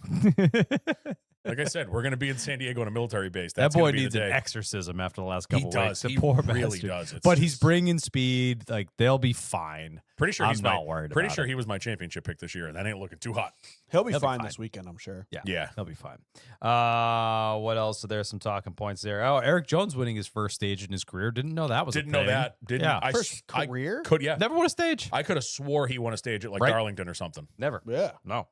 Or a freaking plate race. How about my pick just absolutely burying the back of the 41 on pit road? Pit Yeah. road. That especially was that the cycle. worst pit road I've ever seen ever. That cycle. So That was there embarrassing. was still like 30 something people on the lead lap, and you had people. That was a short like end of the stage, right? They had a short run, so you had people taking 2, people taking 4, and People taking none and just getting gas. Yeah. So when you have that many cars on pit road, I think Denny talked about it on his show. He's like, When the leader hits the line, by the time the guy in 30th hits the pit road line, like 20 seconds has gone by, 20 seconds. So now you've got the guys up front. If they're taking 2 tires, they're only stopping for 4 or 5 seconds. They're pulling out as the guy in 25th is coming in. So, I mean, it was just a clusterfuck. I feel bad because Custer basically, I don't know what his plan was, because Custer came to a stop, but where he stopped, he had already missed his fucking box. He stopped next to his box. If you watched, like, his entire trip down pit road was just avoiding people. There were people coming out, going in. Yeah. Like, his entire time down pit road, it was just like avoiding the lasers trying to like break into a bank. So I think it was just like, oh fuck, I need to stop. Yeah, he comes to a stop to let somebody out, and The he 54, your boy. or the 54. Yeah. And he half missed it. He half missed his pit stall. And I feel bad because Joey, I mean, part of me is like, bro, there's a car there. How do you hit that? But they come off, you come barreling out of your pit stall. You've got a car to your outside. You're trying to figure out if you can get up a lane. You're trying to hit your lights. And apparently, I forget who I was listening to. It might have been I think it was Blaney on Corey's show this week, said that he talked to Joey. And Joey said at the exact moment he looked down to check his lights, and then he looked back up and he was hitting Cole. Yep, Like he was in the bumper. it happened that fast. Yeah. And just shredded the left front of that car. Like, there was no suspension left on that thing. Total. Yeah, I mean, I said immediately after it happened, there was more damage to those 2 cars than the cars that are backing into the fence at 160. Yeah. Like, they just hit can it. open the Perfect. front end of that car. Sorry, before we get too far, I did forget to bring something up about the O'Reilly race. We love you, Brad. Stop beating yourself up. Yeah. It was bread week. Brad was in the car. I didn't see it happen, so you can probably speak to it because you Yeah, watched it. He just lost it on his own. Yeah, just bumps, I'm assuming. Yep. So Brad spun out. And 8 other people this Yeah, weekend. He was pretty hard on himself on his Instagram post because it's really the first time he's ever like self-spun, so to speak. Yeah. So he needs to keep his head up. I sent him some words of encouragement Good. from us. Shit happens, Yep. and you'll be back stronger. Hell I know yeah. he was doing some promo stuff for Sendero today. Did you see his story? Yeah. He was in a golf cart in his uniform, and there was a guy on a next horse door. behind him. I'm like, this is gonna be awesome. I don't know what this is, but it's going to be sick. It's so funny. I was looking at something, and there was some influencer chick had. Nice. Do we have it up? The cowboy hat. Completely unrelated to NASCAR. She had one of the cowboy hats on, and I was like, this is my cowboy hat? yeah. She had one of those on. I'm like, No, it's shit. back in rotation. I'm wearing it again. Are you? Yeah, mine's autographed, so mine's on the shelf. Mine's autographed, but I want to wear it because it's a sick hat. Mine's up on the shelf. Yeah. So I'm glad you brought that up because that's our boy and we love him. We got a lot of bread stuff around these parts. I added the vinyl to my I saw. collection. Looks good. Yeah, Looks good. looks Where it is. Right. What have I got? We talked about Joey. Talked about Bell. Talked about Joey. All right. I wanted to bring up Mr. Bowman. 2 podiums in a row. Yeah, dude's the GOAT. Can't stop him. He's Love looking it. really good. He's looking. I mean, he qualified well. He ran. He was in the top 10 the whole race. A He lot of coulda- words I of think encouragement from Jeff Gordon too. He could have got the pole. He like cracked the throttle in 2 on his qualifying Yeah. run and still qualified 9th. Yeah. We saw what happened when Blaney cracked the throttle in his qualifying run. Qualified 30 something. But we talk about getting buried by the metric. Having these 2 weeks helping back to him. back is Yep. going to help a lot. Unfortunately, we're going to Watkins Glen, which I think is open qualifying. It is. So unfortunately, the metric doesn't help you there. But he's except for solid you're in on the road second courses. group. So it's a benefit a little bit, but it's not as good as if we were going to like the Coke 600 this week. Good Yeah. point. Yeah. But yeah, Um, I mean, it's fantastic for that team. They needed it. They had a really rough second stage, end of the first stage. One of the restarts, he got stuck behind John Hunter. It went from 11th to 18th, or like 9th to 18th on a restart. And I was like, oh, that's it. They're never going to climb back from that. And they just, there was one run, I was watching his onboard. He was carving through the field. Like, it was impressive. Yeah. And I was like, oh, sweet. They're feeling it again. They're back. And it also seems like Hendrick is starting to figure it out. Yeah, and it's funny. It's the 2 crew chiefs that get crucified weekly on Twitter. Yeah. Yep. Gustafson and Blake, Yep. who both made great calls this week and got good finishes because of it. 100%. Wow, I'm actually happy Norm's saying nice things about Blake. Yeah, I mean, Chad Knaus is probably on the box right behind him. Who knows? But yeah, it was a good run for him. Happy for Bowman. 100%. Obviously, I was kind of excited. The Jeff Gordon press release, their media thing they were doing. A lot of people were asking about Bowman, which I thought was really cool. Yeah. Jeff had nothing but nice things to say about Bowman. Pretty much said like, hey, he can suck, but he helps the team. Yeah. Were offhanded words that he used. Yeah. Like, it's not necessarily the results on the track, but what he does for the team is massive, and we appreciate it. And he's part of the family. How about So super cool. Blaney leaving it in third? Yeah. That was fucking. So Blaney I thought it pulls- was broken. I thought it dude. was broken, and he explained what happened on Corey's show yesterday. Oh, he did. Yeah, basically he came into pit road. He thought that he was in first, or he left it. He was coming down pit road. And he went to get in his box, and he went to downshift, but like someone pulled out in front of him, so he just clutched it and rolled into the pit box. He never put it down into first or neutral. So when the jack drop, right before the jack, they drop the right side and he clicks it up. Well, he went from second to third, not first, neutral to first or whatever. So they drop the left side. He dumps the clutch and it's in third. So stalls it, fires It sounded like I thought the clutch blew out. Of fires him, it back or up. Broken axle or something. Fires it. He stalled it 3 times and then finally realized. And then he's like, now the problem is the car's not rolling. So those sequential you can't just jam it into gear. Like you got to really get after it. You gotta start from Finally zero. gets it down into neutral or first, and he's able to make it work. And by then, he's like Norm mentioned earlier, he started in the friggin' basement. And drove through the and field. He drove twice. through the field.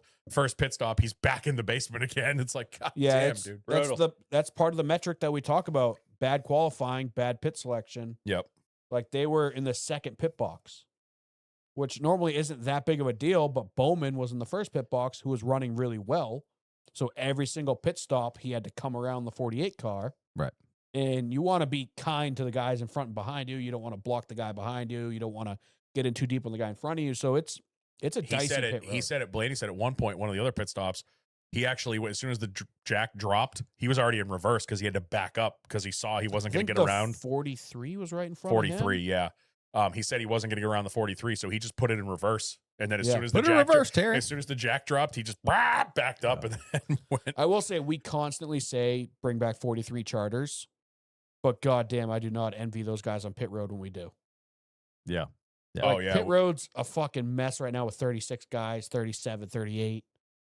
We had another 5 or 6 to the pad. Yeah, no shit. I don't know how they used to do it. I mean, we had stuff. That whole pit sequence where Joey and Cole got together, was it who spun and hit Chase Briscoe? Briscoe, Larson, Allmendinger, I think, completely spun out. Yeah, and I then think he got completely turned around. somebody like Chase hit somebody in the he hit Larson in Yeah, the he hit door Larson. and They like both hit shredded his splitter.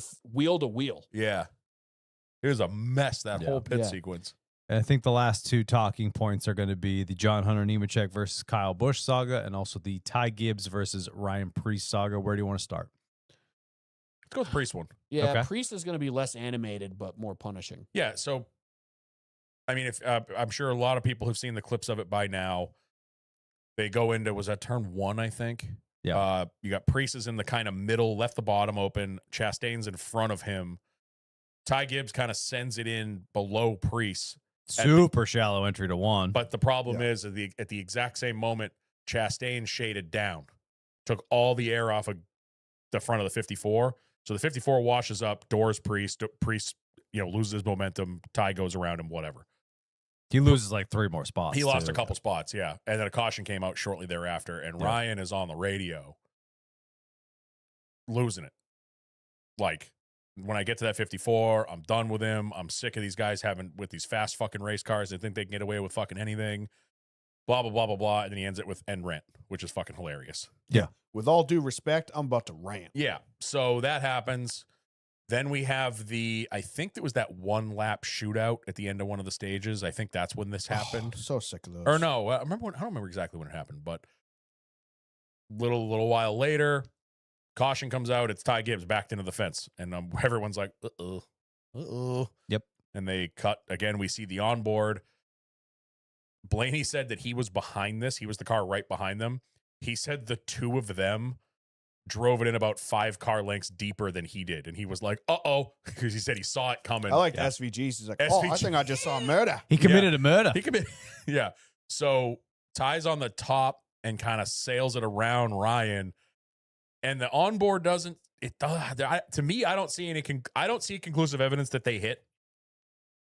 Denny said on his show, he's like, you can't just pack air on these cars and get them loose. But he goes, He hit him. There was damage to the car. Was there? Okay. They showed it during the broadcast I missed that. that then. the vinyl on the left front headlight was all Okay, torn I out. take back.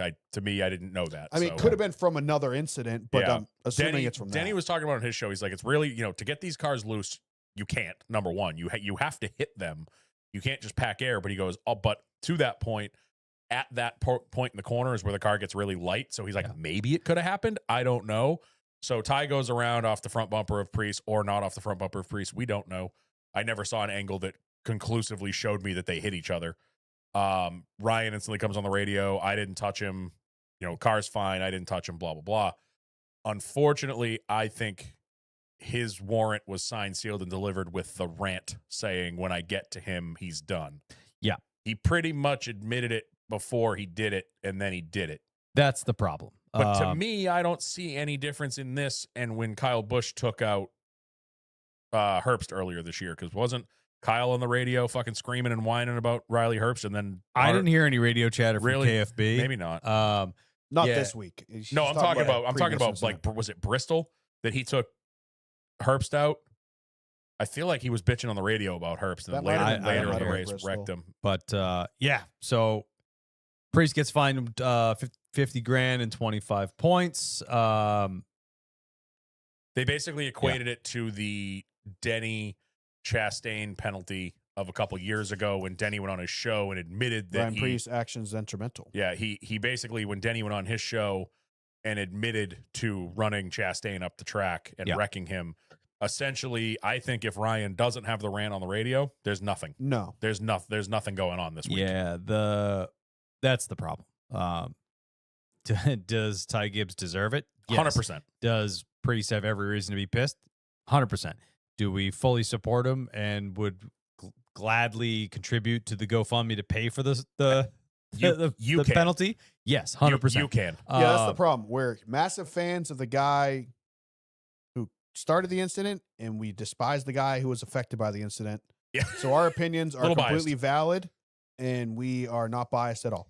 Correct, 100%. for But Dan, yeah, he like loves Ty Dan Gibbs. said, the fact that you said it is the problem.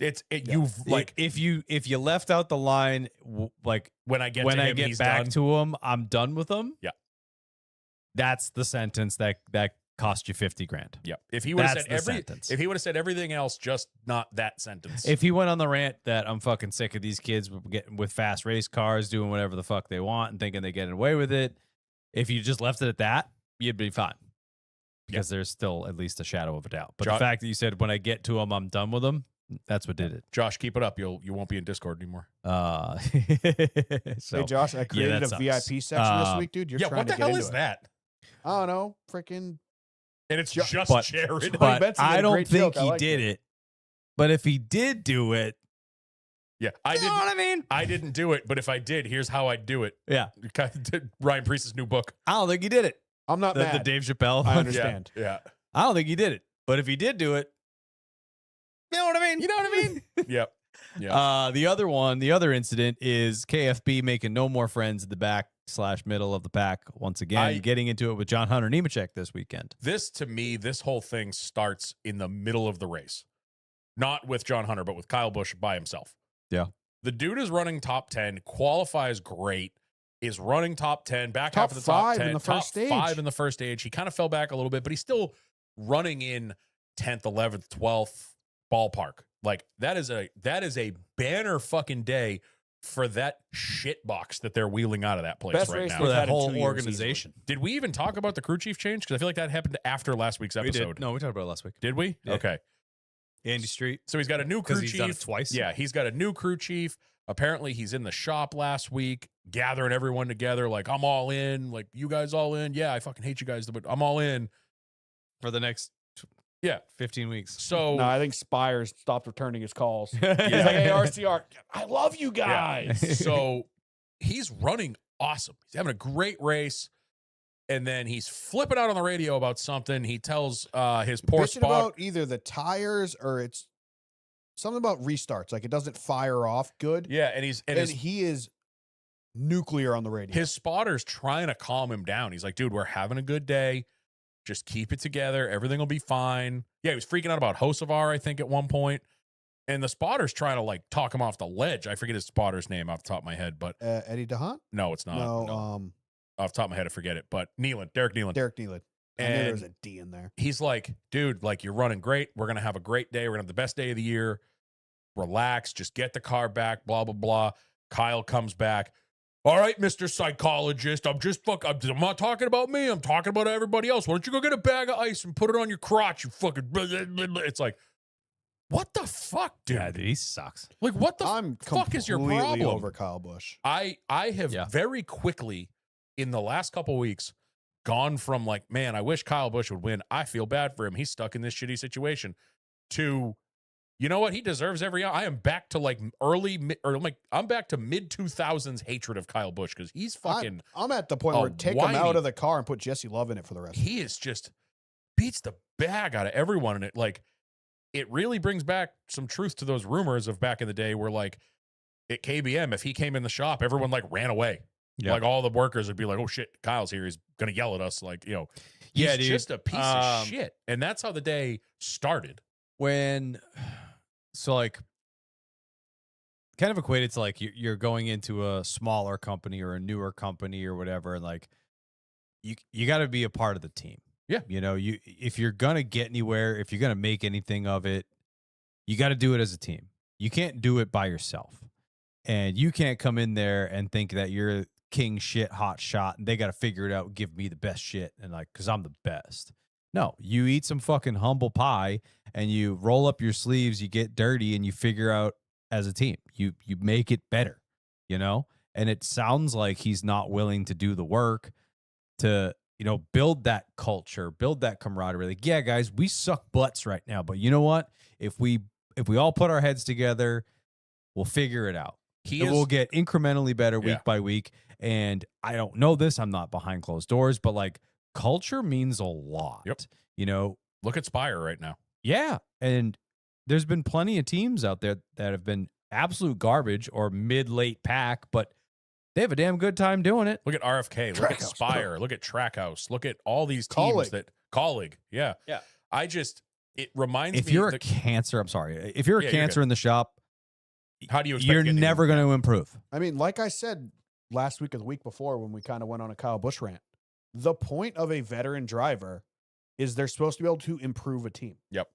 Like you bring a guy in with 20 plus years of cup experience, 2 championships, 60 something wins, 200 wins across. 200 NASCAR wins. Yeah. Yeah. And that guy should be able to come into a shop and go, that's wrong. That's wrong. That should be this. That should be that. You suck. You Do suck. this, You're cool. Try Fuck this you. Fuck you guy. up. I knew this guy when I owned my truck team. He'd be valuable here. Yeah. Like you need to do And it what a doesn't sound like that's McDowell happening. does, what a Keselowski does.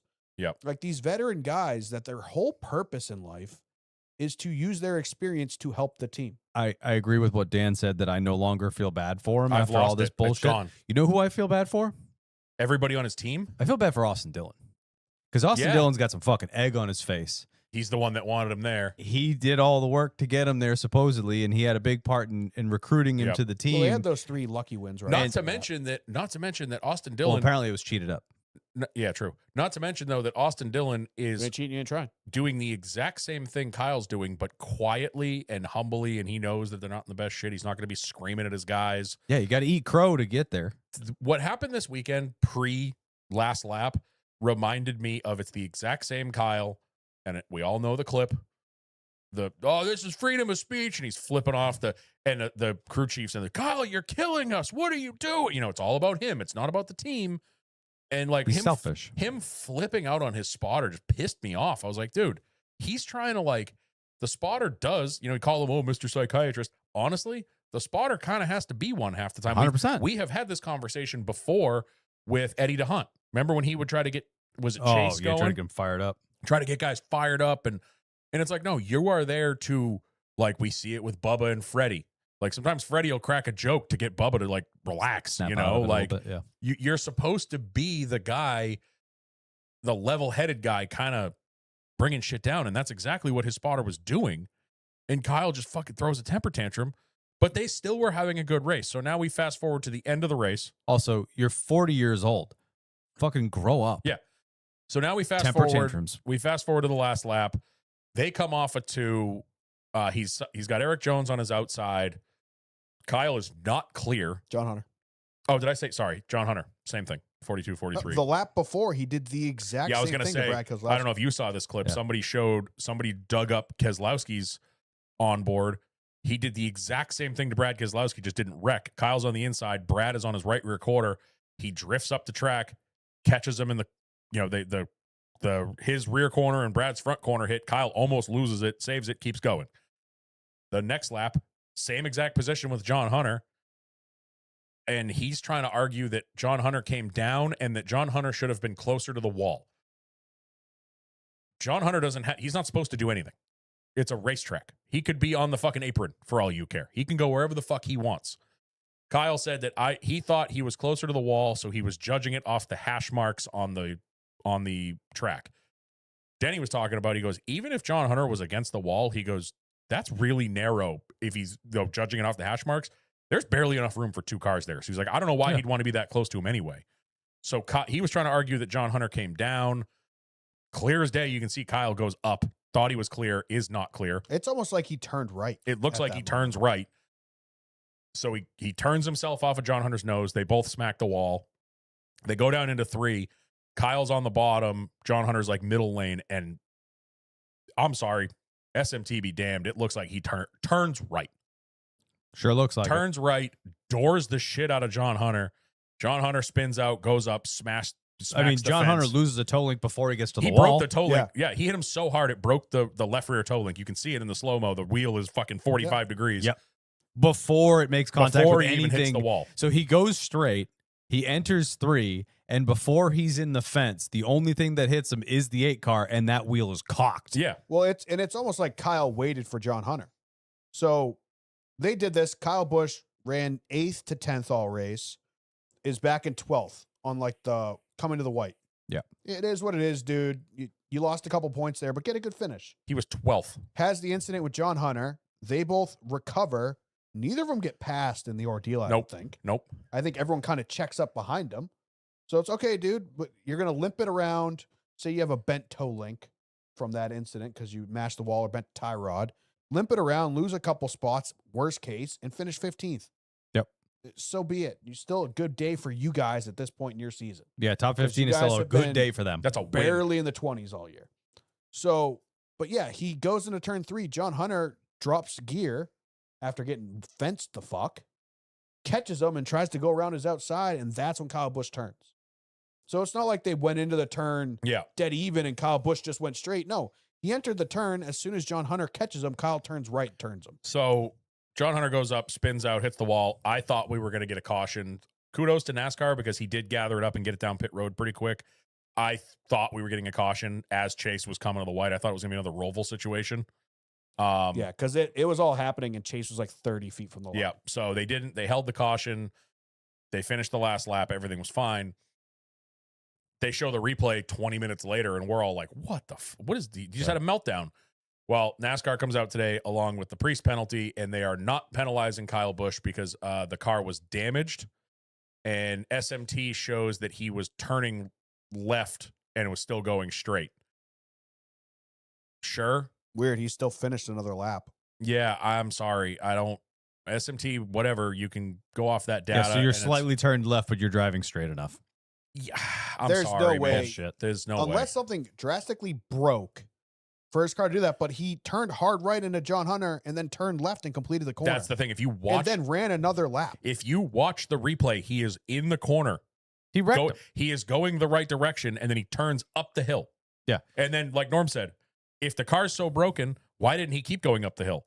How Yeah. did he finish the corner Bullshit. and then make another lap? And it's just After he just totaled the 35 car, 3 weeks ago? And okay, so NASCAR's like, oh, there was damage. Do you know if that damage was caused from when he slammed into John Hunter so hard that he broke his toe link, like we just talked about? Yeah. When he fenced him 500 feet prior? Yeah, it's just fucking. I hate I'm it. over. I honestly think glad neither we're of on the same I think page. that neither of those should have been penalized. Originally, I was kind of like they should do something to Kyle Busch, but as a lot of people have brought up, outside of suspending him, which they wouldn't do because it wasn't a right hook, it wasn't a dangerous, like it wasn't like he was going to intend to injure anybody, but you can't penalize him any points because he doesn't fucking have any. Yeah. What's it going to do to him? Oh, it's going to make him go from 30th to 35th? Oh, no. He, Yeah, he he doesn't ain't care. making the fucking chase. And a monetary fine, as we've talked about, does absolutely nothing to these guys because they're millionaires. A $50,000 fine does nothing. Yeah. So I think that in all, none of this should have been policed. There should have been zero penalties on any of them. And I think the less egregious one is the one that got penalized. But unfortunately, that's the difference between Priest opening his mouth and Kyle not. Although I will say Kyle went on his little rant on Twitter last night, basically being like, I didn't start this. And he had SMT showing that John Hunter wasn't far enough up and blah, blah, blah, blah, blah. But He's not obligated his to be tweet- closer to make you happy. Kyle's tweet kind of implied like, I didn't start this, but I finished it. He didn't say that, but Yeah. kind of implied it. Like, I don't know. He's I not just, dumb. I just He think knows it what he's should have doing. been hands off, maybe a slap on the wrist, like not even a penalty. Just bring him in and be like, hey, what the fuck? Yeah. I said it before. I'm going to say it again. I fucking hate SMT. Get rid of it. Oh, I'm so sick Yeah. of it. I Fucking SMT. It's first of all, they share it like it's supposed to mean anything to anybody. It's just a bunch of squiggly lines. try to Like you look need at to be it. a fucking engineer to understand what SMT is, and it's stupid. It's just making the racing worse. It's too much information. Mhm. It gives Yeah. fucking people like Kyle Busch a reason to think they're right in wrecking somebody. Yep. It's dumb. Kyle Busch is dumb, and I hope nothing but the worst for him. I'm so I agree. On the I don't racetrack. think I've ever heel turned so bad on somebody from the start, from a couple weeks ago, being like, man, I really hope old man can get one. He needs the, blah, blah, blah, blah, blah. Well, And now I'm just We like, also bro, clarified fuck that off. we didn't like him. We went from despising him to feeling bad for Yes. him. And now we see behind the curtain a little bit more, and we're right back to where we were in the beginning. Yep. So we felt bad, Yep. Pity. but now he we had some pity. deserves it. We wanted a pity win. I don't. Yeah. He's not worth the money he costs. No. No, No. not anymore. I would take Austin Hill, Jesse Love, Relax, relax. easy. Hear me out. Relax. Sheldon Creed, anybody in the Chevy camp in the O'Reilly Norm's hot take of the week. Sam Mayer. These guys are going to come into the Cup Series and cost you $1 million a year. Kyle Busch, I guarantee, costs you $8 million. He's not worth it. He's not. not worth the money. Everyone He is doesn't talking. attract sponsors. Nope. He doesn't improve the team. He's horrible for morale. He wrecks your cars constantly. Makes everyone feel like shit. He doesn't provide any substance. This is why I think Norm is spot on with his take from a couple weeks ago. Everybody's talking about where's Kyle going to be next year. Maybe he'll go to Spire. Maybe. I think there's a chance that nobody fucking wants him. If RCR doesn't re-sign him, what team out there is looking at Kyle Busch and gonna go, that's what we need. Nobody. That's the guy we need. It's up to Richard to keep him. All That's right, it. chill, Vato. There we go, Yeah. Josh. Thank you. Thank you. Some Yeah. vitriol to I somebody literally else. used him as an example because he's cheap. Yeah. Not only Um, cheap, he brings sponsorship. I'm cheap. I'll drive the car. So that does it. You want to answer some questions? Yeah, I guess so. We got some stuff in the Instagram. We'll start with that. We'll go with Golf Hunt Country at TDI, kicking things off with Buenos Dias. Kyle Busch is the puta.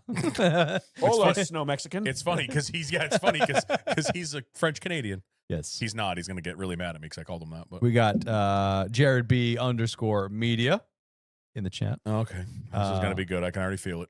No, that's actually it's for you. I know gonna it is. talk I know about- exactly Did you- what it. Did you read it before? Maybe. Oh, okay. Doesn't this track hurt his feelings? Because Dan. it's where Quinn Huff lost all his talent. If you could pick one Bruins player kneecaps to break, who are you choosing? Oh, gee, the whole fucking team at this point. Yeah, that's fair. Current players? One of the Sweeneys. Yeah, Don Sweeney, who is our GM, who doesn't know how to put a fucking team together. But, But he whatever. was a Bruins player. He So was at one ipso point. facto, Yes, ipso facto. It's great. You know what? it counts. You know what? Throw Cam Neely in there too. Oh, 'cause easy on Kill a Cam, all right? He sucks at his current He's job. not great at it. Sucks at his current Not job. great at it. I get What a a- lot of compliments on What my. a fucking terrible weekend, by the way. Yeah. I've talked about it in Off Track. Boys weekend. My wife was gone all weekend. I had a great weekend lined up with playoff hockey, playoff basketball, some golf. Well, it rained all weekend. I played golf in the rain. Friday night, watched the Bruins blow that up and lose the fucking series.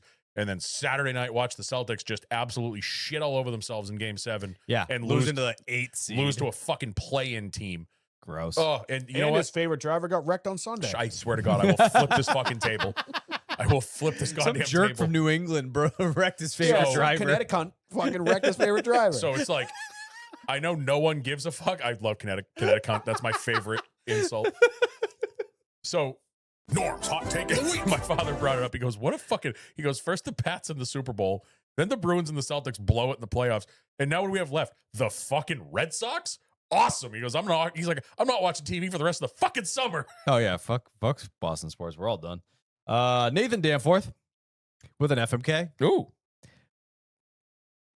Oh, this is easy. Fuck, Mary kill. Sprite, orange Fanta, and root beer. Oh, so like other sodas, not Coca-Cola. Killing root beer because it's fucking trash. Yep. Wow, get out. I'm gonna fuck Sprite and I'm gonna marry orange soda. I'm gonna marry root beer.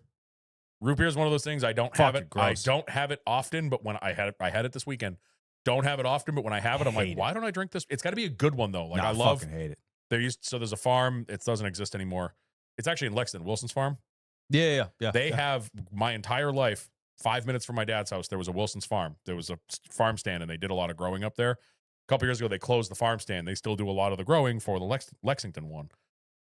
My entire childhood, used to ride my bike over there in the summer. They had homemade, like their own root beer in a glass bottle. Fucking unbelievable on a hot trash. summer day. I was gonna say I'm not a root beer fan. Hate it. But love it. homemade root beer, dude.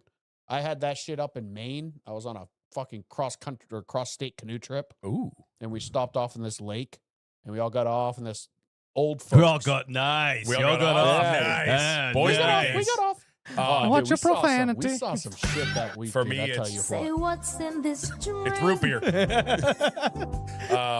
For me, it's berry and root beer.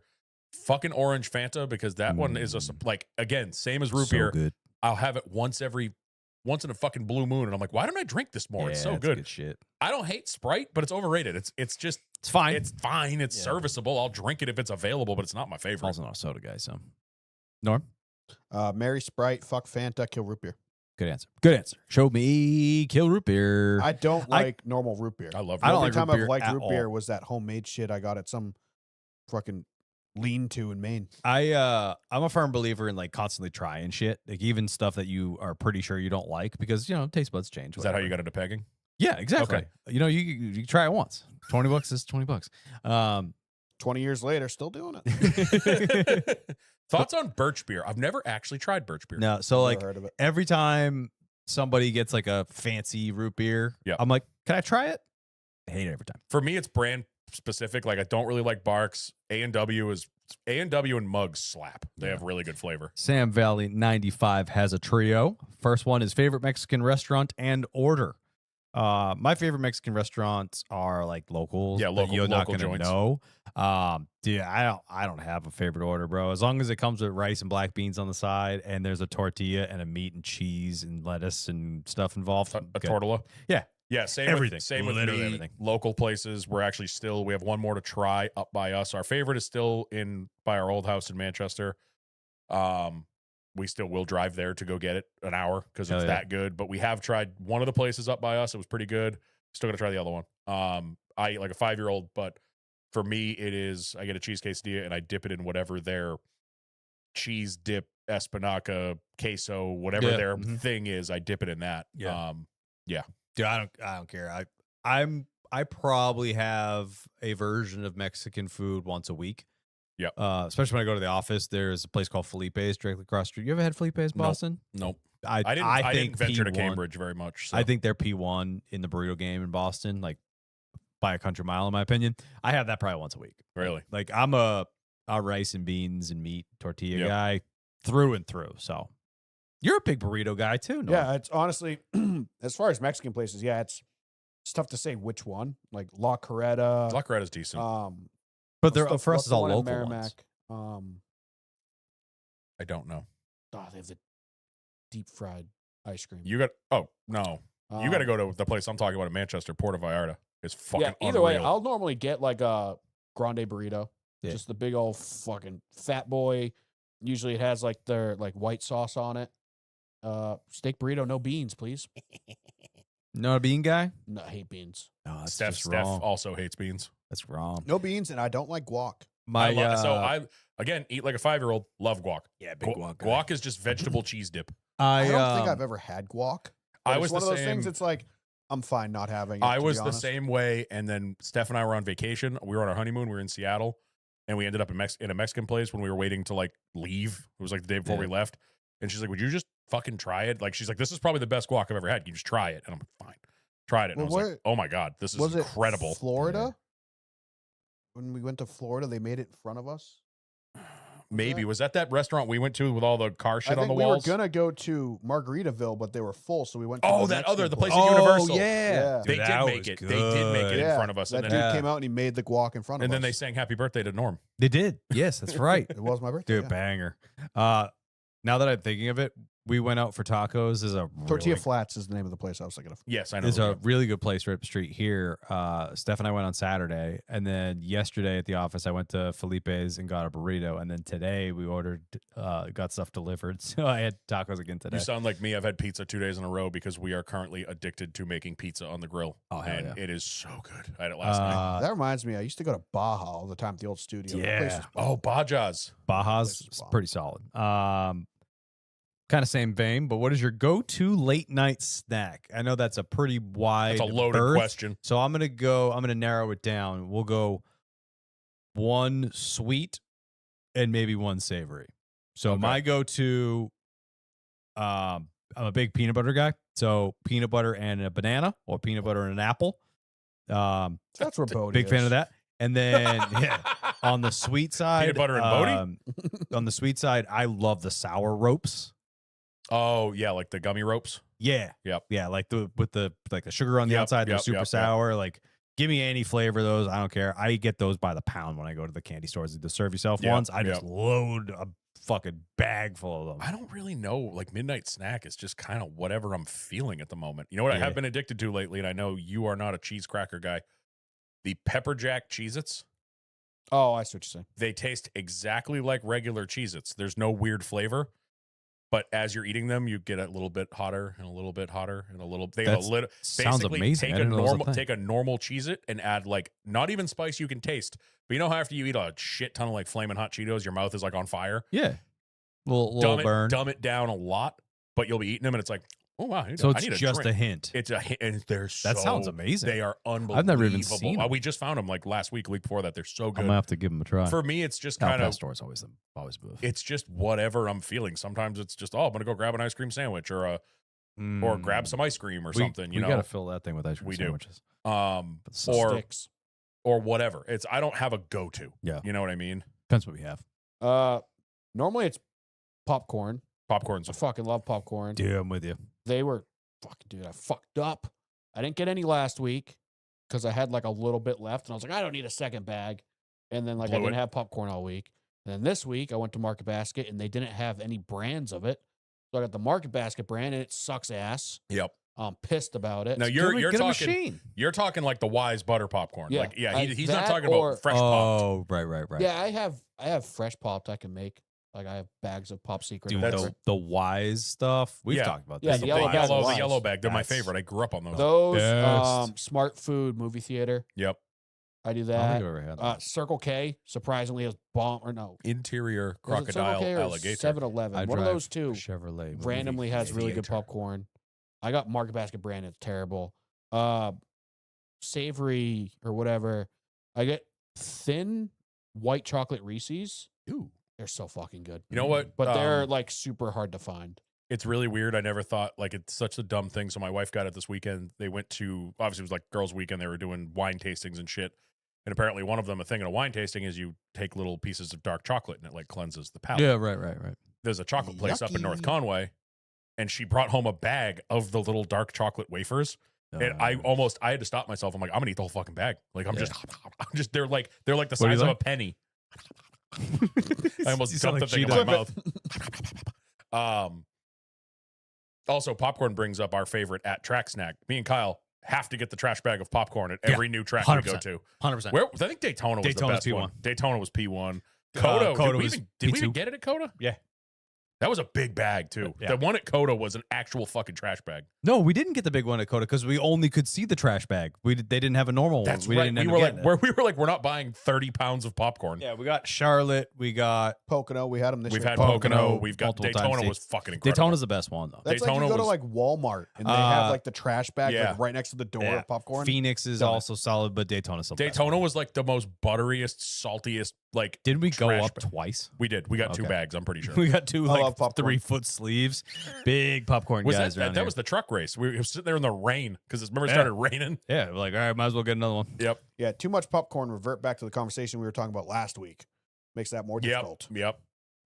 What? Little toilet paper action. Oh, binds you up. Yeah, it Finds gets, you gets a little crunchy in there. Yeah, I don't have Unfortunate. that problem. Also, me speaking either. of crunchy, I've been hooked on poor people nachos recently. Oh, Section Fuck it, 8 dude. nachos? Section 8 fucking- shows? Yeah. I was randomly like, I was grocery shopping a month or 2 ago, and I just happened to be in the dairy aisle, and I was just like, I'm an adult. I can just buy a giant bag of Mexican cheese. Yep. And just make nachos whenever I want. Yeah. I I do do it that also, like, shit all the I time. grabbed a giant bag of Mexican cheese, and I went back to the chip aisle, and I was like, Tostito scoops. Thank you very much. That's you guys see what I do with them. I'm poor people nachos, but we put the espinaca that Steph makes on them. Yeah, dude, that's ginned up real nicely. yeah, I mean, I that's, like that's to. not even like poor people nachos. That's just like kind of skimping on the chips. Yeah, I Kinda. like doing The the cheese cheese, is and high I'll give quality. it like a heavy drizzle with the hot sauce before it goes in. But I put it in the air fryer. I fryer. put it on broil, so it like chars just the edges of Yes, the cups. yep. Oof, that's hot way I'm to not do an it. air fryer person. I need to get into We need that. to get a Yeah. new one because when we moved, Mine's fucked. when we moved, we threw ours away because ours was fucked, and Yeah. we haven't got a new one yet. We haven't had the need to yet, but there was a couple. Like she made like little chicken tendies, frozen chicken tendies, and she's like, "I wish I had my air fryer because it's so much easier to just huck these in there and they're done." I wish I had a microwave. You don't have a microwave? Thing blew up. Yeah, you'll have that on these big jobs. It literally died. Really? I was just doing like a broccoli chicken pasta dish, like something easy for dinner, and I tried to hit the timer and nothing happened, but the light was still on for the hood portion. Yeah. I was like, oh, whatever. And then I go to shut it off, and then the light wouldn't shut off, and it just completely froze. And I was like, oh fuck. So I hit like stop, trying to like reset the thing, unplugged it, plugged it back in, worked for like 5 seconds, died again. I was like, fuck. Great. So it's totaled. Is that an over the stove joint? Yeah. Not too bad. No, it's not awful, but like we want to redo the kitchen, and I'm like, well, I really don't want to buy appliances if I'm going to Yep. get different shit because Yep. like we don't want to do an over the like a range one Yep. because we want to do like something that's built Just into go the buy like a cabinets and shitty get small one to normal put on hood. the countertop for now. Go to Yeah. Walmart and buy a $20 microwave just to have a microwave. Yeah, no, I mean, they make nice range ones now. Like Yeah, don't you have one down here? my No, parents it's are air like fryer. super short. Like it's nice. So anyway, all right, Sam Valley 95 with the last one from him. Will we see Carson on SNL in the future?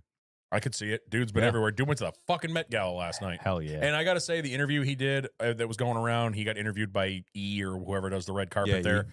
Dude, unbelievably well spoken. Nailed it. Like, that kid, he could take the sport to the fucking moon if we want to. Humble, well spoken, relatable, young guy. He did a very good job. Yep. Very, very good job. I love how he And- called himself a rookie at the Met Gala. He's like, I'm just a rookie here. Yeah, I know. Yeah, that was good. And he was talking about the watch that his dad Yep. gave him. Yep. Like it was nice. It was Met still- Gala is a weird choice. It though. is. It is. But he got invited, I guess. But I will say, I did not see any pictures if he actually met Sabrina Carpenter or not. Yeah, I hope that actually I hope happened. that happened.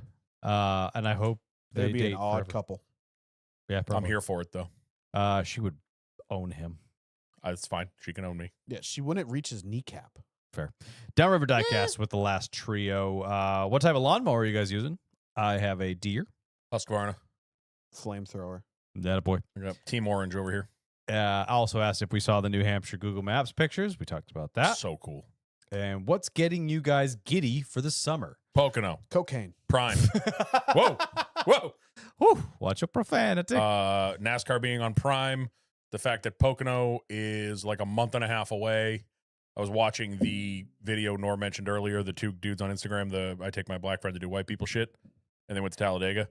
And there's a part where you can tell it's dark in the campground, and there's just people with cooler backpacks everywhere. And I was like, I can't wait. I can't wait. Oh fuck! I need to order a new cooler back. I was like, I got giddy about it. I know Pocono's nothing compared to Talladega, but I just got the vibe. I'm like, oh man, I cannot wait. Yeah. For Friday and Saturday night at Pocono. And you know what? I'm very excited for this year because we have a lot of friends coming this year. Yeah, we do. We have a shit ton of friends coming this We got year. a squad. I didn't know Spinelli's bringing his whole damn family. Yeah, the whole I didn't team. know that. That's pretty cool. Stop making new ones, dude. Yeah. Chill. Christ. Pump All the right. brakes. Love We had a couple in Discord. It was kind of quiet in there this week. Good. Never a bad thing. it. Good, because I have to pee. You'll be fine.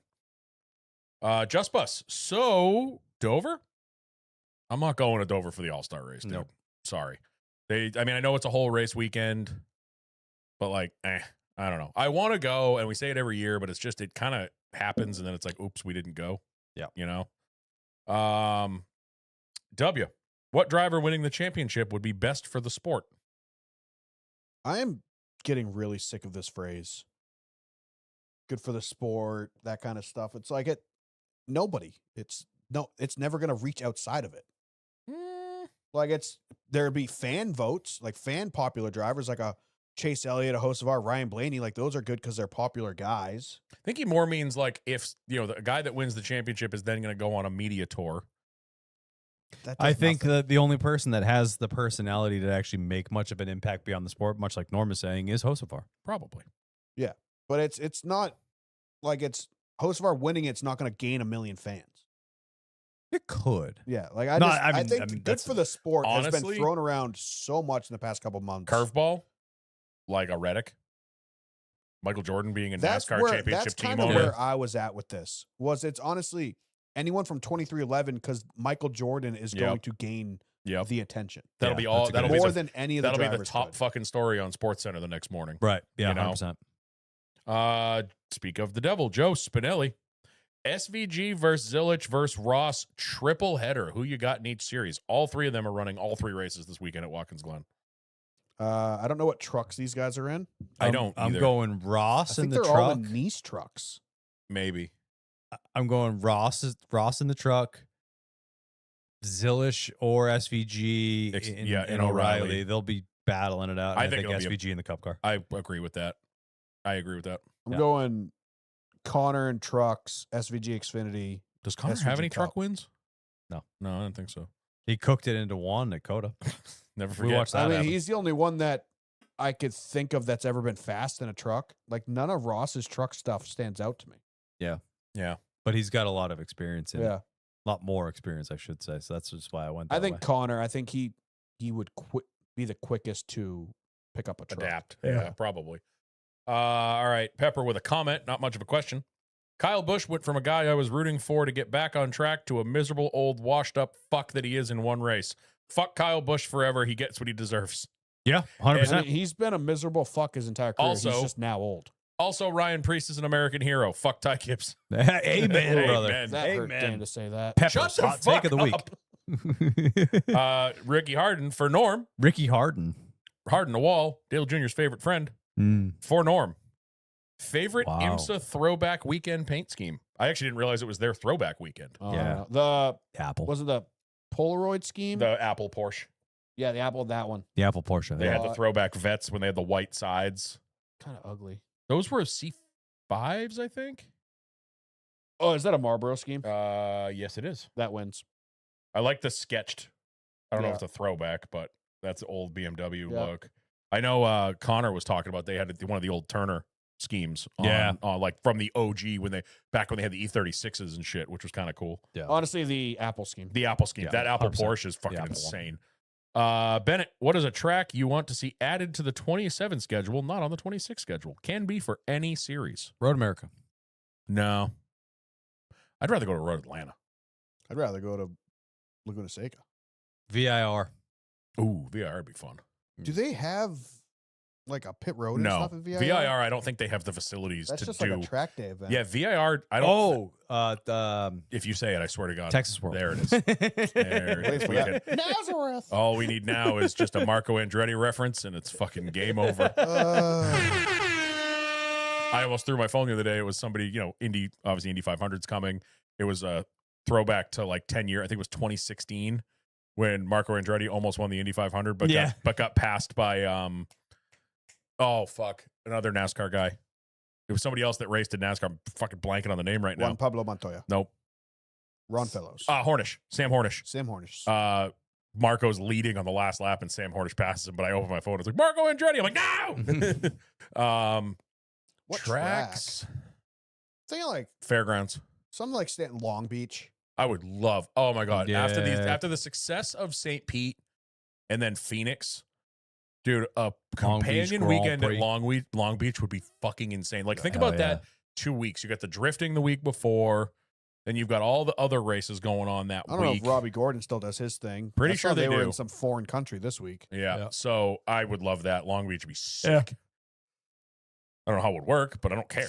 That's the answer. Yep. That's not my job to figure that shit out. Joe Spinelli again. I asked this before, but for a day at Dover that fell apart and started the Levi Irish goodbye joke, give me some good ideas for Pocono to make the wife and kids' first NASCAR race an unforgettable one. Keep them away from us. Yeah, keep them away from us. Bring them earmuffs and some sleeping Whoa, medicine. whoa, whoa. Get the NyQuil ready. Cosby them. I mean, there's the bring whole them giant- transportation items like a scooter, Yep, a 100%. bicycle. You Bicycles, need something to get around, which you rollerblades. know, like rollerblades, skateboard, Yep. bicycle, something that's relatively I safe. told W about that. He's bringing his longboard because he's Mr. Cool Cali Dude, guy. speaking of which, I miss my longboard. Dude, When speaking COVID of happened, which, brah.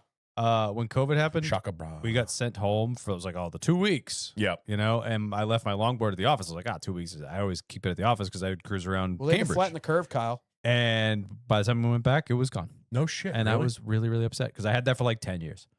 Yeah, W was really, asking really me. mad. I told him, I'm like, remember, we're all gonna have scooters and shit, and I was gonna send him the one that we all have. Yeah. And then he was like, "Nah, bro." He's like, "You think he was like, you think my longboard would work?" And I'm like, honestly, pretty flat the whole way. I think it might suck coming back because it's slightly uphill. Going like no, the issue is going to be the downhill because you're gonna Yeah, then he can you're gonna lose get it, a dude. lot he's gonna of get speed. cooking going downhill. The only issue he's going to run Watch him pull a into is Bubba. people being stupid and That's- stepping out in front of you, and It's you're easier not to going to be able to it's stop. easier to stop Yeah, a scooter. here's the thing, Yeah. Joe. It's 2026. That's a W. You question. need to get. That's W, not Joe. Oh Didn't yeah, Joe asked the question. Joe asked the question. Yes. You need to get all your kids electric bicycles that go 88 miles an hour 'Cause that's what every kid has now. Yeah, that's what every other kid in Pocono has. Kids in the world. I'll be driving down the road. Every single kid I pass on the side of the road on a bicycle is on an e-bike. Yep. Yeah. I was like, Um, I had a $60 mongoose that I had Same. to beg for. Dude, I had a jealous. Huffy. I had a Huffy that I broke the frame on, and my dad welded it back together, and I still Hell yeah. rode the shit out of that thing. That's like And Joe, kids now are on $5,000 e-bikes. honestly, Joe, one thing I've never gone over there, but I think it's down by where the dog park is. There is a huge playground, so bring Yeah. the kiddos over there. I think that's near the block party area.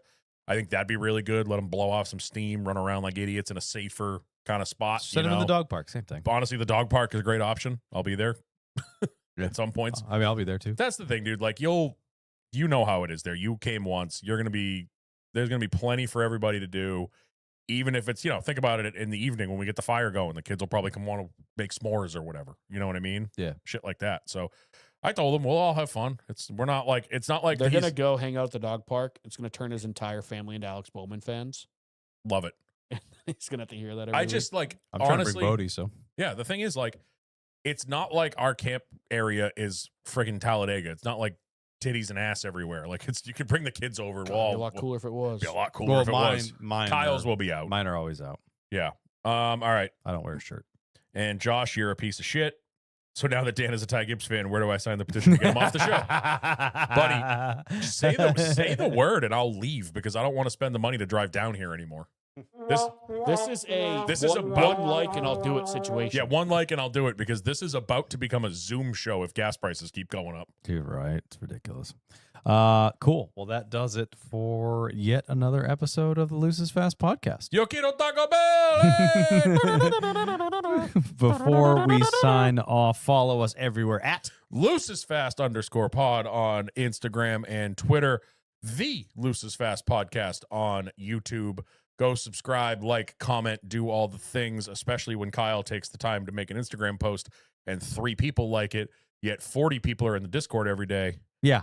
Come on, boys. We Come on. yelled at you a couple weeks ago. Degenerates. We yelled at you a couple weeks ago. You did good for one post, and then it went right back to the way it was. Yeah. We know exactly who you are because you're all in the Discord all damn day long talking about God knows what.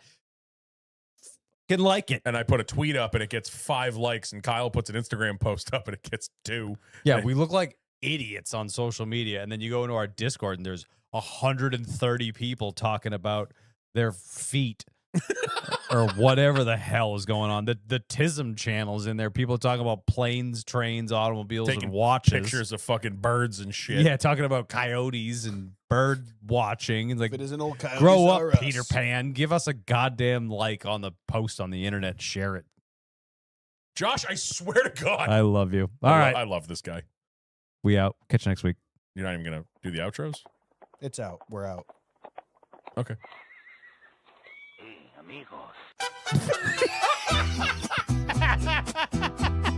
That's it. That's the new song. We're never going back. I don't wanna change it back. I was like, how did Kyle get a soundbite of his first ever car? We're never going back to the other song. This is what you get from now on. Dude, I wish we were going to Mexico City this year. Oh, Donde It's really short. Biblioteca?